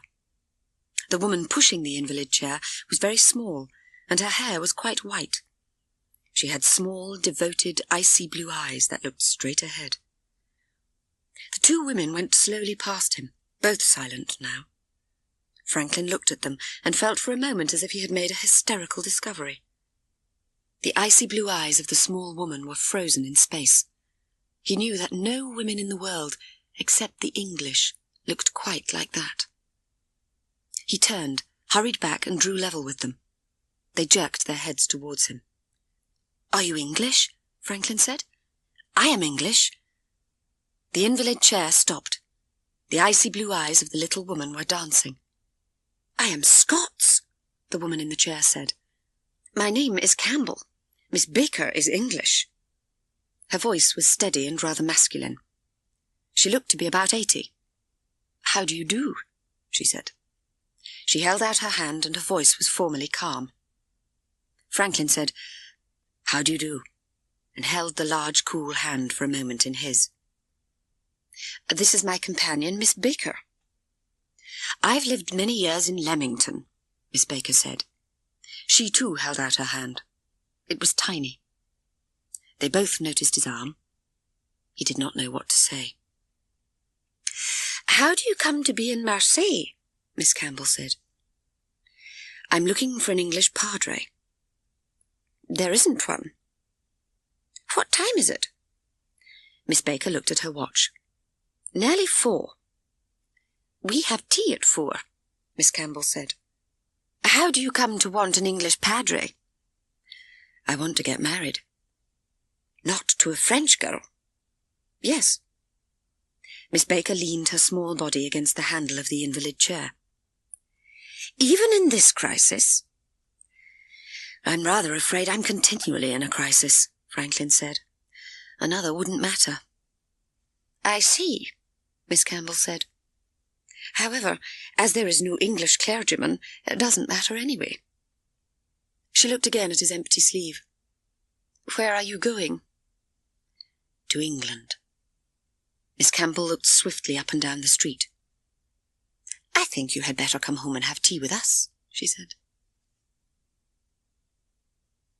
Franklin sat in the sitting room of Miss Campbell's apartment and held a cup of tea in his hand. The room was cool and not quite dark. "We have to save light," Miss Campbell said. "The heating is cut off, of course, but I will not bore you with that." Miss Baker offered a plate of bread and butter. The bread was laid in rows, very thin, on a round lace doily. "Take 2 pieces," Miss Baker said. "I always ask men to take 2 pieces." Franklin balanced his cup on his closed knees and took 2 pieces of bread and butter and flattened them deftly together. What world is this anyway, he thought. He could smell England in the tea. "Will you think it a misguided remark if I say I am sorry about the arm?" Miss Campbell said. "No, it is very kind." He felt a fool. "It's not much." Miss Campbell drank gulps of milkless tea. "You had better get out of Marseille," she said, "and out of France. Quickly." He had already told them about O'Connor. He reminded them now that O'Connor had lost his papers. "And there seemed to be no more in Marseille," he said. "There may be something we can do about that," Miss Campbell said. "But you have to get out, quickly. The British and Americans have landed in Algeria." "God," he said. "This morning," Miss Baker said. He sat there feeling very excited, while Miss Campbell calmly helped herself to a fresh piece of bread and butter. "Of course, the Germans won't tolerate Vichy any more. They'll march in. In any case, the French will begin to behave with that peculiar sheep-like habit of theirs and run around in pointless circles. There's always a crisis point in France when everybody starts running. If you take advantage of that, you may get out." Hell, Franklin thought. "May? I've got to get out," he said. "Then go tonight. The Germans think very quickly." Miss Campbell looked at Miss Baker and for the first time called her Effie. "What did we do with the papers we had for Georges, Effie?" she said. "I can find them," Miss Baker said. Miss Baker went out of the room, and Miss Campbell explained. "Georges was our manservant. We were, when France capitulated, going to leave, and we had all the papers ready. Then Georges had a stroke and died, and after that it didn't seem to matter." She took a deep breath. The change of subject was very abrupt. "How is England?" "England was all right when I saw it," Franklin said. "I used to live in Dorset," she said, "but we spent most of the late summer in Scotland. That was 50 years ago. I suppose you'd call us exiles now." Miss Baker came back in, carrying some papers. Miss Campbell took them from her. "Georges was 55. If you altered the first 5 to a 3, it would do quite well." "We could do that," said Franklin. "Also, you could swap the photographs." "We could." She held out the papers. There was no time to lose. Franklin got up and took them. "If I were you, I should get down to the station and take the first train for the frontier. Get out the obvious way." "What about you?" He seemed suddenly to be doing an extraordinarily selfish thing. "We shall be here." "But you're English," he said. "Scots." Miss Campbell smiled correctly. "But anyhow you will be in enemy hands," he said. "It seemed impossible to leave them here." "On the contrary," Miss Campbell said. "I shall be in Miss Baker's hands, and Miss Baker, as long as I have hands, will be in mine. He could not answer this godlike simplicity. I can't thank either of you enough, he said. Remember us, Miss Campbell said. That will be enough. As they went out of Marseille that night, he sat by the side of the girl, she in the corner of the compartment by the window, with O'Connor opposite. Above O'Connor's head on the rack was the girl's attaché case, containing all their things. The train, which was supposed to be very fast, stopped many times through the night, and sometimes at these stops Franklin would lift the window blind and look out on the darkness of a strange station, with the ghosts of hurrying people passing to and fro under shaded lights. At the station in Marseille there had been an atmosphere of wild disintegration, a million fragmentary rumours, and it was quite right what Miss Campbell said.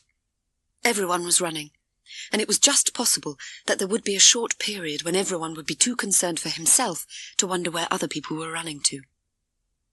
They had decided, since O'Connor could speak only English, and since his own accent wasn't perfect, never to speak to each other in the carriage except when they were alone. They had not yet been alone, and now in the carriage with them there were 2 sailors and an elderly woman. The sailors, who had smoked heavily all the way from Marseille, were now asleep. The woman continually read, the book open on her knees.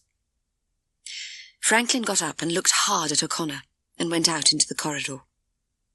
O'Connor came out a moment later and shut the door. "Anything up?" O'Connor said. "No, I just wanted to talk about what happens at the frontier if we get separated." "If what?" "Don't talk, cock. Nobody's going to separate us. Not now. I'll shoot the bastard who does." "You'll shoot nobody."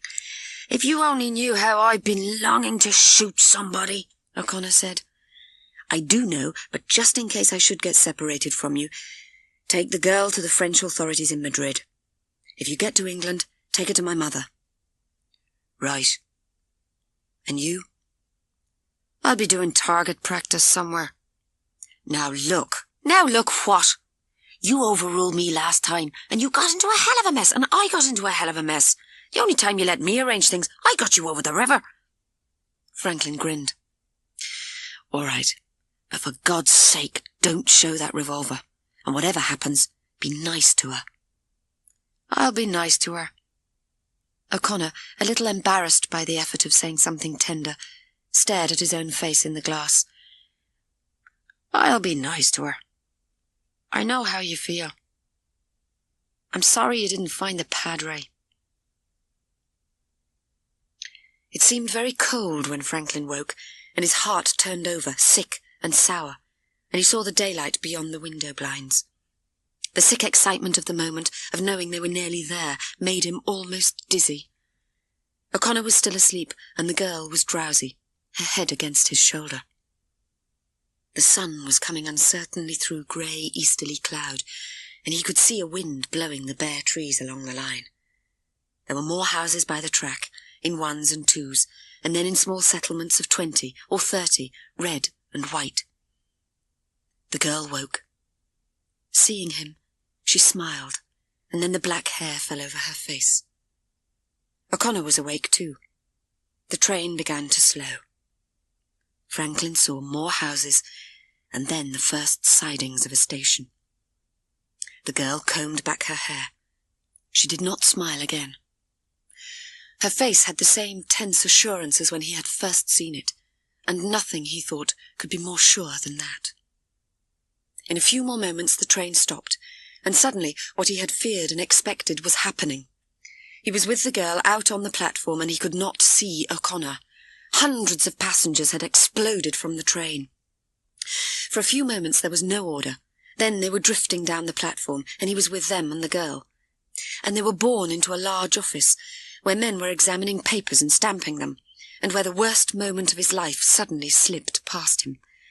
Before he knew it, he was walking out again with his papers in his hand. He looked wildly about for O'Connor.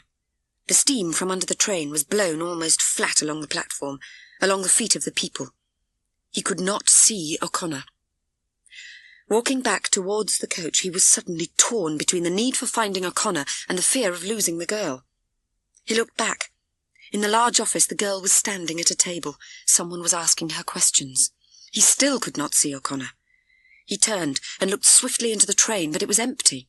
At the far end, 4 uniformed men were getting into the train, gendarmes armed with short rifles. The engine which had brought the train in had been detached and was whistling up the line. He looked back for the girl and could not see her.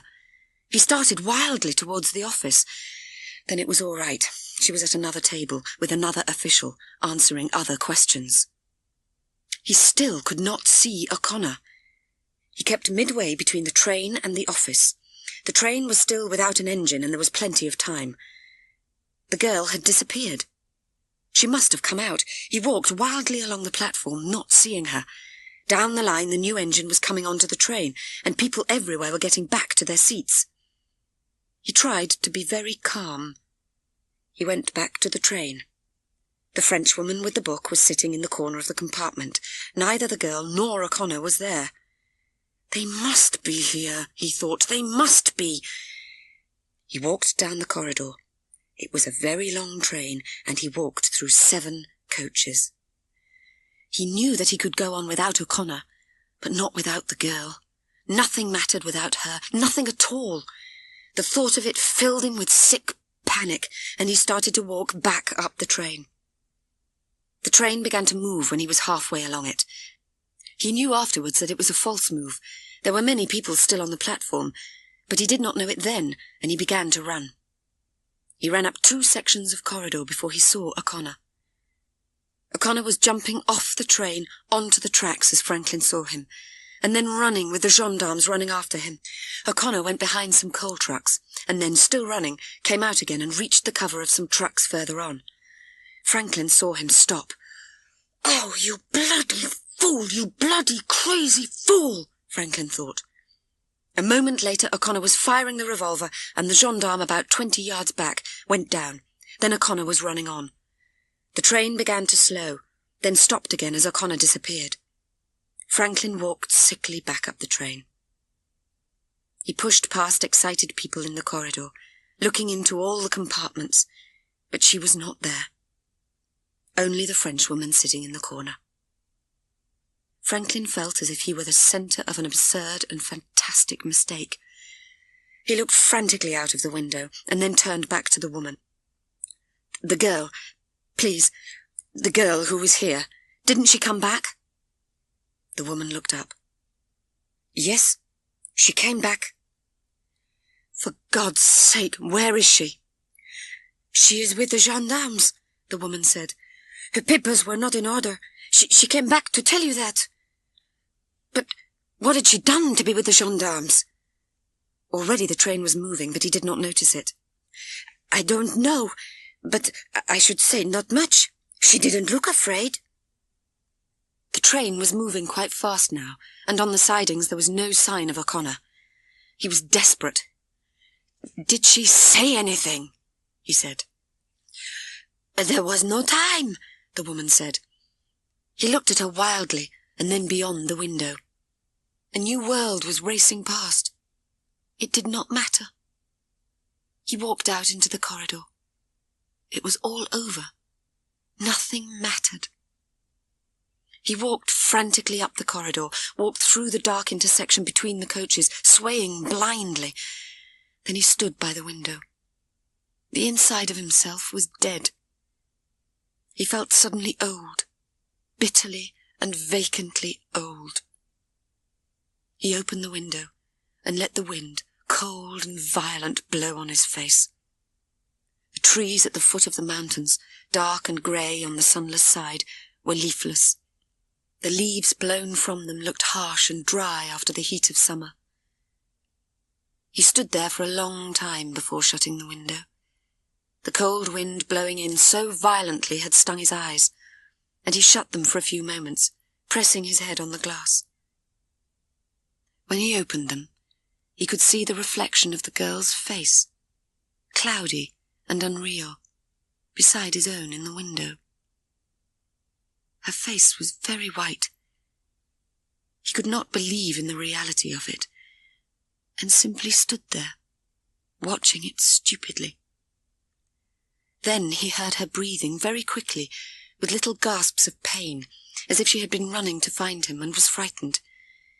He heard her say something about her papers and the gendarmes, and then about O'Connor. They were taking me off the train when he saw and began to run. They began running when O'Connor ran. They all left me and began running after him. Oh, God, he said.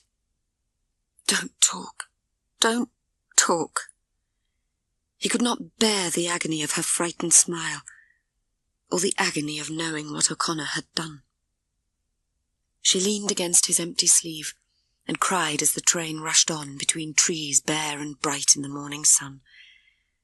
He knew she was not crying for herself. She was not crying for O'Connor, shooting and being shot at, doing a stupid and wonderful thing for them, or for the terror of the moment, or the things she had left behind. She was not crying for France, or for the doctor, or for her father. She was not even crying for himself. He felt she was crying for something that he could never have understood without her, and now did understand because of her.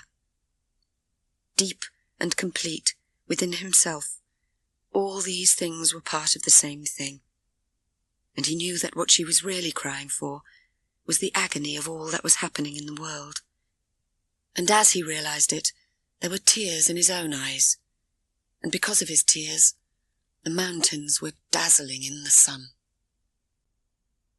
Looking up from the boat, Franklin saw Pierre lying flat on the jetty, as he had in the afternoon, and above him the old woman standing still in the twilight, and he knew something was very wrong. The girl helped him to stand. He was determined not to fall. He was tired and stiff, and his arms seemed to ache down to the fingertips that no longer existed. But he was aware that something had happened, beside which all this and himself were little things. He put one foot on a crosspiece of the jetty, and then Pierre pulled him up. His anxiety not to fall became an angry fear. "I'm all right," he said. "Just let me walk." They let him walk to the house, Pierre and the girl each side of him, the twilight vibrating each time his feet struck the ground. He was aware after that of sitting in a chair, trembling and exhausted, and drinking cognac. The bottle was on the table, and the lamp burning beside it, and beyond that he saw the old woman lift her hands in a gesture of despair and futility that the girl's father had gone. "There was no need to go. The Germans were here 5 minutes. They didn't even come in. It was only when Chausson came over from the farm to say they had taken the doctor," Pierre said. "The doctor?" The girl became as white as the glare of the lamplight. "And how many more?" "Chausson says 50, and only 1 German was killed." The old woman was bitter. "It was all right until Chausson came over, but then nothing would stop him. He had to go and find out what had happened." "There was no need," the old woman said. "You know he wouldn't rest. How could he rest?" "Rest? Rest? Do any of us rest?" Franklin put the empty cognac glass on the table. "The doctor. Is it because of me that they have taken him?" "I don't think so," said the girl. "He is a prominent man. It is better to make an example of someone well known." "Are you afraid for your father?" "No. He will come back." "I am sorry about it. I should go back to the mill." "No. You need food first." Suddenly he saw the fantastic stupidity of the situation. To sit there with a curfew on the district, and the Germans not out of the house more than an hour or two, and he himself ready to be caught like an idiot, too weak to run and without a revolver to fire a shot. "My revolver," he said to the girl. "It would be better if I had it now." "There will be no occasion to shoot. They won't come again." "A revolver is no good for anything. I went all through the last war and never did I see a man hit by a revolver." "Nevertheless, I should feel better with it." "How better?" Franklin did not answer. He did not know. The girl had gone out of the room, and now she came back and laid the revolver on the table. It shone in the lamplight. I have cleaned it every day." Franklin looked at the revolver and saw it suddenly as a useless thing, and his own belief in it as pathetic. He had become so used to handling a weapon as big as a house and carrying enough power to wipe out a small town that he had forgotten that there are other sorts of power. He looked at the 3 people in the lamplight, 3 generations of one nation, part of a defenseless people possessing an immeasurable power that could not be broken. He knew it clearly now as a more enduring and inspiring power than he had ever believed possible. The power of their hearts. He pushed the revolver across to the girl, who smiled at him. He knew that he would never doubt them again. The power that is good enough for them, he thought, ought to be good enough for me. You'd better keep it after all, until I'm stronger. The smile on her face vanished suddenly as she heard the barking of the dog inside. She snatched the revolver and put it in the drawer. "You had better go upstairs." He pulled himself slowly upstairs by one hand and then lay on the bed listening. There was no longer any sound from the dog. After about 10 minutes, the door opened, and a moment later the girl was standing by him. "It was my father." "What happened?" "They have taken 100 people. They took some this morning and shot them this afternoon." Christ, he thought. He felt sick and angry. "Your father is all right?" "Yes. He's very tired, but all right." His anger and relief about the whole thing suddenly dissolved into pity and then into tenderness for her. He reached up and touched her. "Come close. Lie on the bed with me." Without speaking, she lay beside him. The strain of the day ebbed away from him and left him quite calm. She lay on her back, and he knew that she was very tired. His regard for this filled him with great gentleness. He put his hand on one of her breasts and smoothed it across the thin summer dress, and then held it still. He could feel below the breast her heart beating into the palm of his hand. She turned her face to kiss him. He remembered then how once he had pained her because he had said, "This is serious," and yet she had not been sure. He asked her in a whisper if she remembered it, and she said, "I remember it all. From the first moment I saw you that morning." She pressed her body close to him. "And I am more sure than I ever was of anything in the world." He carried the unassailable completeness of his moment with him as he followed her downstairs and into the kitchen. The girl's father was at the table, in the lamplight. He was lying rather than sitting in a chair. His right hand held in it a glass of cognac, like the one Franklin had been drinking. His body had an extraordinary flattened and battered appearance. Franklin went over and stood in front of him. "Monsieur, I'm very glad you're back." The eyes looked slowly up at him. In the lamplight they were quite white, as if shock had drained them of power. "I hope it was not because of me that you went. I have been too much trouble now." "No," the father said. "No." "The doctor? I hope the doctor is safe." The white, exhausted eyes looked down. "They have shot the doctor." Every other morning, after the doctor had been shot, Françoise and the old woman dressed his arm. After the dressing, the girl brought in a bowl of hot water and held the mirror while he took great pride in shaving himself. When this was finished and he was alone again, he dressed. They had given him back his socks, his shoes, his service shirt and trousers, and his collar and tie. Every morning he went through the same process of putting them on. He determined, however great the effort, to do everything for himself. The trousers, shirt and socks were easy. It was some time before he mastered the collar and tie. Finally, he put one end of the collar in his mouth while he fixed the stud in the other. Then he pulled the collar with his teeth and, at the 3rd or 4th attempt, fixed it onto the stud. After this, he walked about the room 20 or 30 times. When he was tired, he sat down by the window and looked out across the plain, still burning in the mid-September sun. When he had rested, he walked around the room again, forcing himself to walk 5 or 6 more times than previously. At noon, the old woman came upstairs with the midday meal on a tray.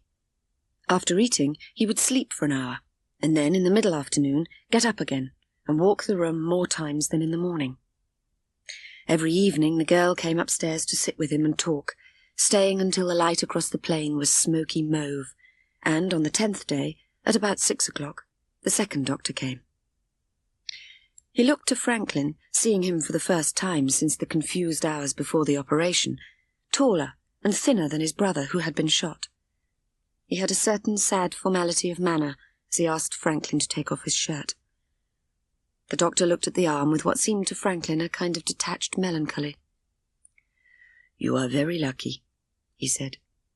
"You heal like a young tree. How do you feel?" "I get tired, that's all." He looked at the grey, quiet face. He remembered just before the operation he had seen the face, cool and tense, but not then sad, in the light above him. "I would like to thank you very much." The doctor began to rebandage the arm. "I am sorry, too, about your brother. I had some fear it was because of me." No. It was because he was a citizen everybody knew. It was also because he said what he felt, and what he felt was very strong. He was a man of great courage." Franklin looked at him. He was extraordinarily like the brother. "You were both men of great courage." "Thank you." He fastened the bandage. "Shall I help you on with your shirt?" "I like to do it myself. Will you come again?" "Probably not. The curfew is difficult, and the arm does not need me now." Then he smiled. "I'm going to do a little fishing now. Françoise is going to row me up the river." "She's a wonderful girl for rowing up the river." "She rows up every morning. Yesterday she rowed beyond the bridge. She's getting to know the century there." "It is mysterious." "I don't think so. She is a girl who has reasons for all the things she does." He looked at Franklin with eyes not entirely sad now, but still shining with unfallen tears, and smiled for the last time. "Yes, she is a girl who has reasons." On the 10th day after the operation, Franklin walked with the girl out of the house for the first time. In the dusk it was safe to go as far up the slope as the first apple trees.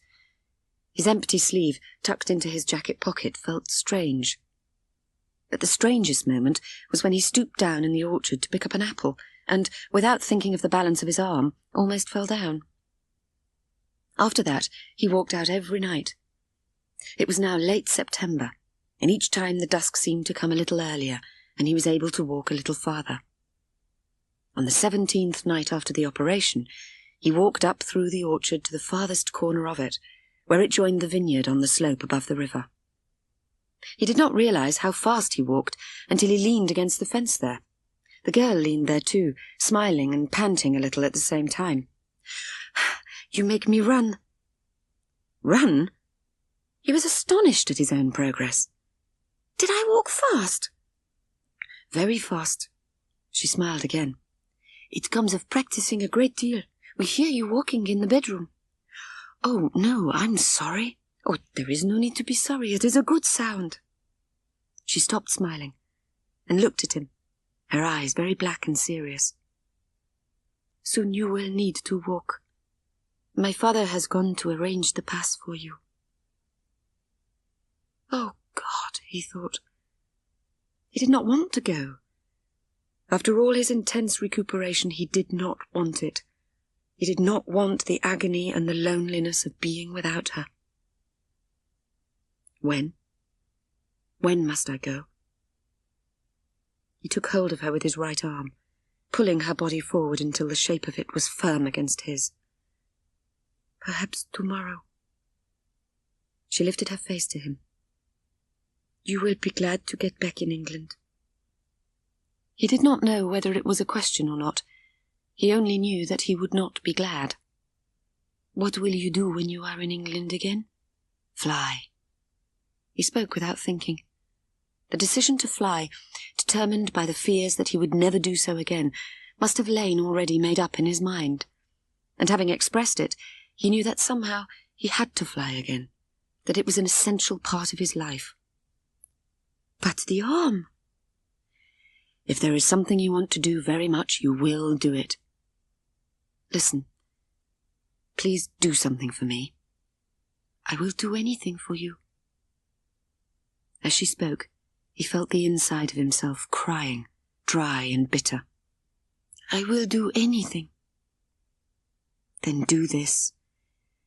Before I go, tell me the name of the river, the town, and your father's name, so that I shall know and can come back." "Yes." She spoke very quietly, but the words had for him all the depth and solidity of the earth, an everlasting permanence that nothing could shake. He began to kiss her. He touched first one breast, then the other, holding them with tenderness. He pulled the blouse gently from her shoulders. She moved herself so that her arms came clear. Down beyond the dark avenues of the orchard, there was no longer any light from the sun. His tenderness for her as he touched her breasts was as infinite as the darkness stretching out beyond the plain. Francois's father went into the room behind the kitchen and lay down on the sofa in the darkness. He lay flat and motionless, staring upwards.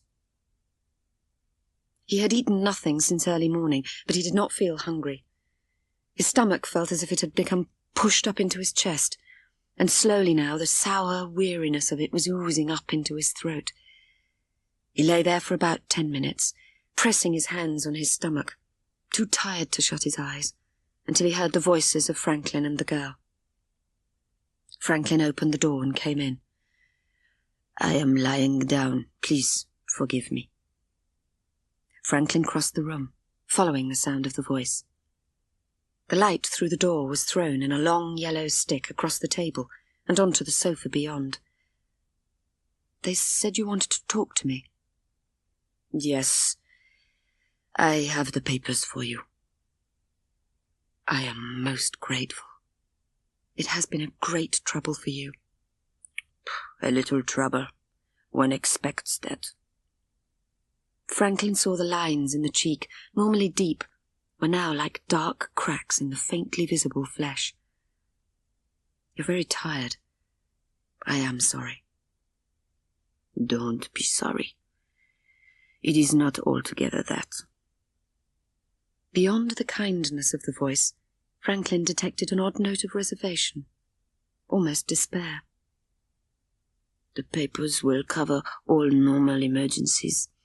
You are the victim of industrial accident traveling to Marseille for treatment in a hospital there. You will go tomorrow night."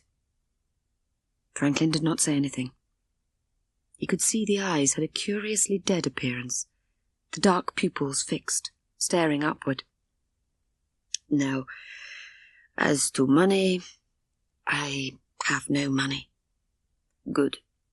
We have clothes for you. Is there anything else you need?" "I need the revolver." The father held out the papers. "In a little while I will bring up the clothes and the revolver." "Thank you." Franklin bent down to take the papers. There are some things for which there are not thanks enough. He took one of the hands and held it in the darkness. Its dry coldness and limpness shocked him. "I am truly grateful." "There are some things for which no thanks are necessary." "Thank you all the same. I shall never forget." The hand slipped away from Franklin's. "You are very tired. I am sorry." "Not altogether tired." The voice was the voice of someone who has been shocked into impotence. The words were mere husks of speech, without any spirit at all. "Today, I have been to see the family of the doctor." Franklin could not speak. Each time he thought of the doctor, he felt helplessly furious. The bastards, he thought. What have they done now? He said at last, the anger warm in his voice, "It is a sad and terrible thing." "Yes, unhappily it is not all."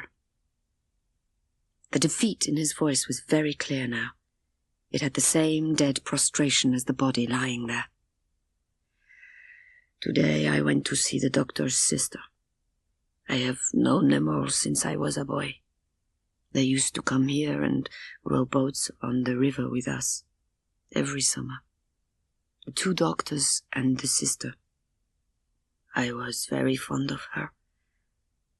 There was a time when I thought she might marry me many years ago, but you know how it happens." "I know." The face, quite still in the darkness. "Today, I went to see her, but she was not there. They had taken her away." Franklin stood looking at the motionless body on the couch. He knew now the meaning of its prostration, and its voice seemed very distant. "I feel as if I am quite lost." Franklin did not know what to say, but the father spoke again. "Tell them that I am not coming into supper. I would rather lie here for a while. I shall feel better." In the kitchen, Franklin ate supper with Françoise, the old woman, and Pierre, the bread dry in his throat, so that he found it hard to swallow. When supper was over, the girl came with him to the foot of the stairs to say good night. As he held her there, touching her tenderly with his hand again, he knew that leaving her would be the hardest thing he had ever known. He kissed her, his frustration growing. "Did you mind what happened tonight?" "No. I wanted it to happen." "I am going tomorrow. You know that?" "Yes." "There is only tonight, then. Would you come to me again?" "I will try. It may not be easy." She stood away from him. He heard the old woman washing the dishes in the kitchen. "Do you want me, however late it is?" "However late." In another moment she left him, and he went slowly upstairs and into his room and lay on the bed. He heard feet on the stairs, and raised himself on his elbow as the door opened. "I have brought the clothes," the father said. "I will put them on the chair. The revolver is in the pocket of the jacket." The voice seemed firmer and calmer now. "And the cartridges, you will find them in the morning." "Thank you." "Good night," the father said. He shut the door very quietly, and Franklin lay back in the bed. He lay there waiting for the girl, half asleep, his thoughts streaming away in ribbons of bright, confused pictures, until the ribbons snapped, and he was fully awake again. It was very late, and he got off the bed and began to undress. He picked up, in a moment of curiosity, the jacket the father had brought. He was surprised by its lightness. He felt the ammunition in the pocket, but there was no revolver. He ran his hand across the chair seat in the darkness, but he knew suddenly that the revolver had never been there at all. He opened the door and went downstairs. The lamp was still burning, but the kitchen was empty. He opened the other door. The light fell across the room and the sofa, and Franklin saw the father lying there, his face turned away from the light and partially buried in a cushion. In that moment, Franklin saw that the cushion, the revolver, and the head were one, a mass of brilliant and bloody confusion. 5 days later, Franklin stood alone in the room above the mill, watching the rain beating on the road below and on the coach and hearse. The wind was squally and seemed to screw up the funeral party like a scrap or two of black paper and blow it up the wet road behind the house. When it had gone, he stood watching the rain, reflecting on the uselessness and stupid irony of that gun, how he had taken it on nearly 40 trips over Germany and France and Italy, and how he had never fired it, and how, at last, it had blown a good, decent, broken Frenchman out of the world. He was bitterly glad he would never see it again. It had shaken the world of the old woman, Pierre and Françoise, to pieces. He stood watching the rain driving across the plain. It reminded him more and more of England. After weeks of sun, of the long, bald days of glittering heat, the rain seemed almost unendurably soft and friendly. And he knew, as he watched it blowing steadily down, what it meant to the English as a people. The rain woke in him, as nothing else had woken in him, all his feelings for England. It woke in him the misery of an exile and the longing to be home, until he was suddenly and utterly tired of the mill, the house, the river, and the flat French plain, tired of the smell of France, of speaking and thinking another language, and above all, of the complications. He felt all the Englishness of himself washed bare to the surface, clear and clean and simple as the rain. He stood there for a minute before he could bring his thoughts and eyes back from the grey, clouded horizon to rest again on the road and the house below. Then he could not believe what he saw. Down the road was a man Franklin had never seen before. He was looking at the house. Franklin lay flat with his face against the corner of the window. The man was wearing a dark grey overcoat and a bowler hat. He was sucking a cigarette. He had a grey moustache which habitual smoking had stained a dirty amber. If he comes into the mill and finds me here, I shall have to kill him. Franklin accepted the thought quite calmly. The man moved across the road and peered into the window of the house. Then he went along to the door. He stopped for a moment, looked back to the river, and then tried the latch. The door was locked. The man hesitated again, as if in no hurry. He turned slowly and walked down to the river, to the edge of the jetty. He squatted and cautiously leapt down into the boat. Franklin saw the short body of the man stoop down so that only the bowler hat could be seen. It remained like that for 2 or 3 minutes. Then the man pulled himself up onto the jetty again. Franklin watched him walk slowly back to the house and on up the road, not hurrying at all, as if he knew quite well what time he had. Franklin waited at the window about an hour, but the man did not come back. The rain slackened a little, and finally, when the funeral party came, the sky was breaking up. After 10 minutes, Françoise came, and he held her, not speaking. "Were you all right? Did anything happen?" "Someone was here.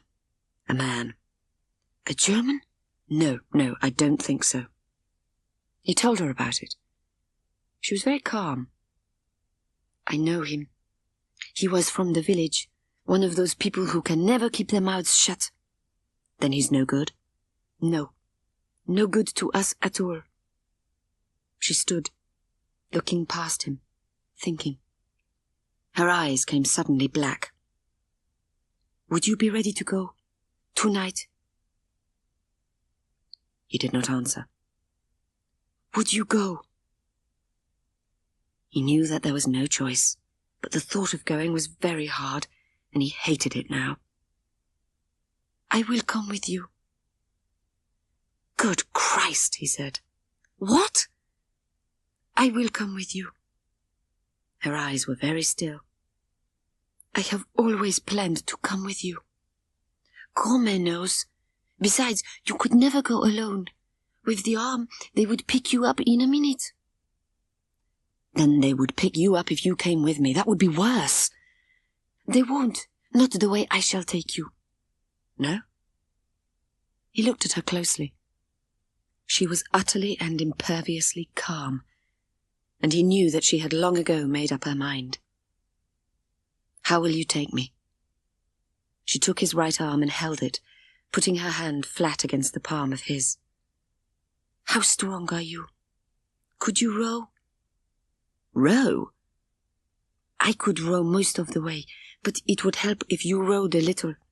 It would keep your mind occupied." He opened his mouth to say something, but he was too astounded to form the words. He knew now why she had so often rowed up the river. It is the only way to go. Franklin stood in the kitchen for the last time, holding the brown paper parcel that contained his razor, soap, and change of clothes. He watched the old woman wrap bread and cheese, apples and cold rabbit into a cloth bag. The girl had an attaché case containing her clothes and a bottle of wine. It was almost dark outside. Franklin did not know what to say. He held out his hand. The old woman took it in hers and pressed it. Her hands were cold and rough, and she, too, had nothing to say. She could only shake his one hand tremblingly until he turned suddenly and went out of the house and down to the jetty with Pierre. It was not raining now, but the cloud was low and the wind broke sharply across the river. It was as if he were going on an operational trip. "I would like to thank you," Franklin said. "No thanks are necessary," Pierre said. They shook hands, and the girl came out of the house wearing a dark blue coat. The old woman was not with her. Franklin got into the boat and lay down under the tarpaulin in the stern. "Are you all right?" Franklin felt the boat rocking slightly as she came into it. "Yes," he said. "It's not for long. There are 2 bridges, and then you can come out." Franklin felt the boat pull round and then move forward, rocking slightly on the wind-broken water. He lay still and did not speak. He did not know what to expect of the bridges that night, at least a challenge, but he lay there under the tarpaulin and nothing happened. He lifted the corner and looked out. He could see the grey evening sky swimming past above the wet leaves of the willows. In time, he saw the shadow of the second bridge go past. There was a second or two of darkness, and then they broke into the light beyond. 5 minutes later, the girl stopped rowing. "All right now." Franklin moved the tarpaulin aside and sat up. It was still not dark, and he could see the girl's face as she rested on the oars. She was panting a little and looked tense. "Are you all right?" he said. "I am." "I can row now," he said, and moved up towards the bows of the boat. She gave him the oar, and he took it in his right hand. It felt good. The stream seemed about 80 feet wide and was running strongly with thick colour after the day of rain. "Does it go far like this? So wide?" "It goes down to the unoccupied line, and then on to the south. For a time, it is the occupied line." They began to row together. At first, each time he pulled, he felt the need for his other hand. His amputated arm was a ghost that seemed to be trying to become part of the rhythm of rowing. After a time, he gradually felt that the arm was there, and that it went forward with the other arm, in unison, sharing the strength of each stroke. After the first quarter of an hour, he was very tired, but he did not say anything. He sucked in his lower lip and bit it hard under his teeth, and sometimes shut his eyes. The illusion about his arm grew stronger in the darkness. All the time the current in midstream was very strong, and on the wide bends the wind came in long, explosive gusts. As he rowed, his tiredness and his determination not to be tired became one. He could not think of anything, but he felt the soreness of his one hand increase, until he could feel nothing except the painful slit made by the oar on the palm of his hand. All the time he was determined not to give up until the girl gave up. But after a time he became very tired, and did not know quite what he was doing, and was surprised suddenly to hear the girl's voice. "We'll rest a bit. Are you very tired?" "No." "Are you tired?" she said again. "No." "If you are, we won't go on." "I will go on as long as you go on." They rested about half an hour. The girl ate some of the apples with bread, while Franklin drank some wine. They rode on for a long time after that, and Franklin started using the old trick of sitting relaxed, as he had done when flying, foreshortening his mind and never thinking of the moment ahead. They came into the bank again after nearly 3 hours. He was too tired to move and sat with his head on his knees, the blood hammering in his ears while the girl pulled the boat tight against the reeds. In time he managed to get stiffly to his feet and help her get the tarpaulin on the bank. They lay down together on one half of it, pulling the other over them. Franklin put his arm under her head, and she lay against his shoulder. He lay there for a long time, awake and terribly tired, listening to the wind across the water. Finally he fell asleep, and then woke again much later, his body stiff and his arm bloodless where the girl had lain against him. She was crying, deeply and heavily, with terrible relief, as if all her wonderful calmness had broken at last. He did not say anything, but only held her in the darkness, tenderly. They stayed there all the following day, and then, in the twilight, with the wind cold and rainless, they began to row again. They rowed into a night of solid darkness, the wind whistling across the water. They rested twice, eating a little bread and drinking some of the wine, and pulled into the bank in the early morning, while it was still dark. They slept as they had done the night before, but this time she did not cry, and he lay very close to her, tired now but not exhausted. The wind was dying when he woke, and the sun was white on the water. He could see the red tops of houses above yellow autumn trees across the river. The girl was standing, watching something across the water. He got up and stood by her. It was a boat rowed by a man with a grey check suit and a big puffy grey cap. "If he comes, don't say anything." The man was now about 50 yards away. He was about 45, rather swarthy, and with a black moustache. The boat came in close, and the man gave a final pull or two, bringing the boat to the shore. "You want to get over to the other side?" "No." "If you do, I can help." "We are all right. We are taking a holiday." It's a funny place to take a holiday, the Vichy border." The girl did not say anything. "I am your friend. It's all right." "How do I know that?" "I shouldn't have bothered to come if I were not your friend." The man looked at Franklin. "Wouldn't that be so, monsieur?" "He doesn't talk. He lost his arm and the shock deprived him of speech." It seemed clear to Franklin that he did not believe a word. "You are going over to the south? 200 francs for the two of you. I will do it cheap because you are so very young." "We are very young, but we are not very idiotic." "You are very idiotic if you think of staying here long. They search the bank every 48 hours, and over there every 24 hours. "We haven't got 200 francs. "All right. I will take the boat." The girl did not answer. The man made a pretense of enormous surprise. "You couldn't get more than 300 francs for the boat anywhere. For the boat I will get you out and throw in enough food for the journey. Come up to my house, we can talk." The girl hesitated. "It won't cost you anything." "What about our boat?" "I will send my boy to look after the boat." He pointed up the river. "I have an estaminet. It is about 5 minutes." The girl hesitated and then made up her mind. "All right."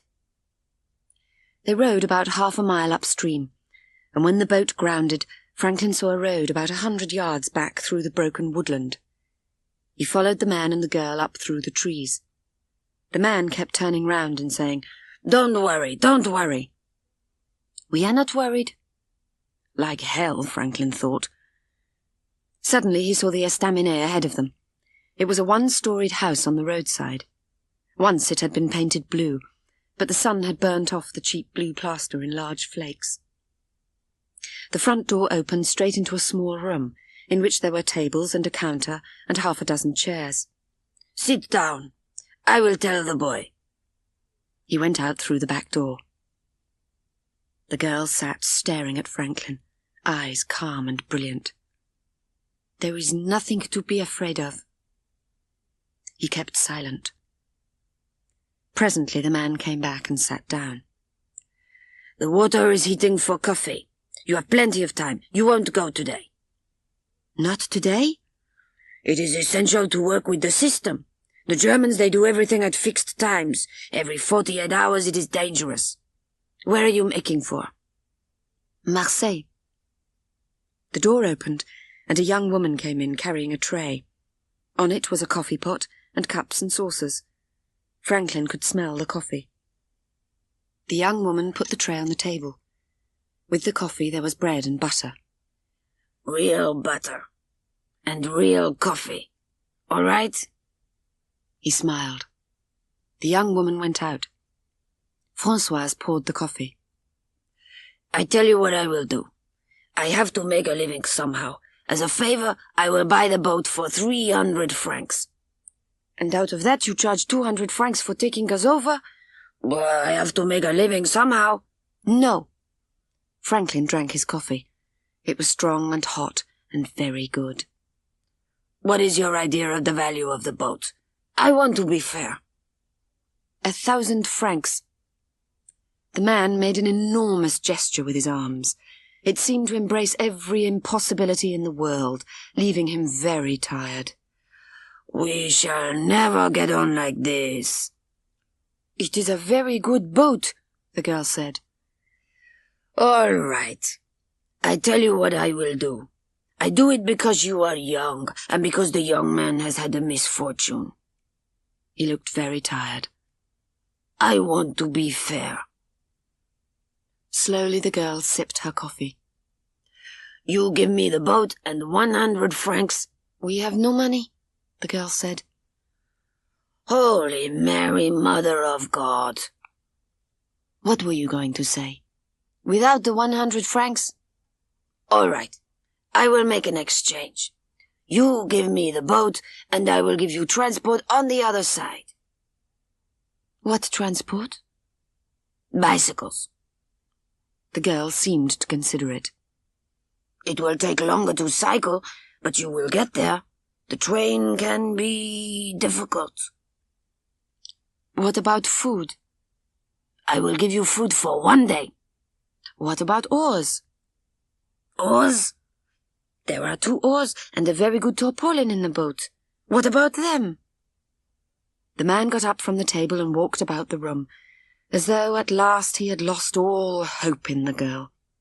After a few moments he came back, very weary, and sat down. Listen to me. You need a room today and tonight. For the tarpaulin and the oars, I will give you all the food you need today and somewhere to sleep tonight. That's fair. And you take us over tomorrow night? Yes. All right. How many rooms? 1 or 2? The girl sat smiling, blowing the steam of her coffee. It will be a bargain for you if we have 1, she said.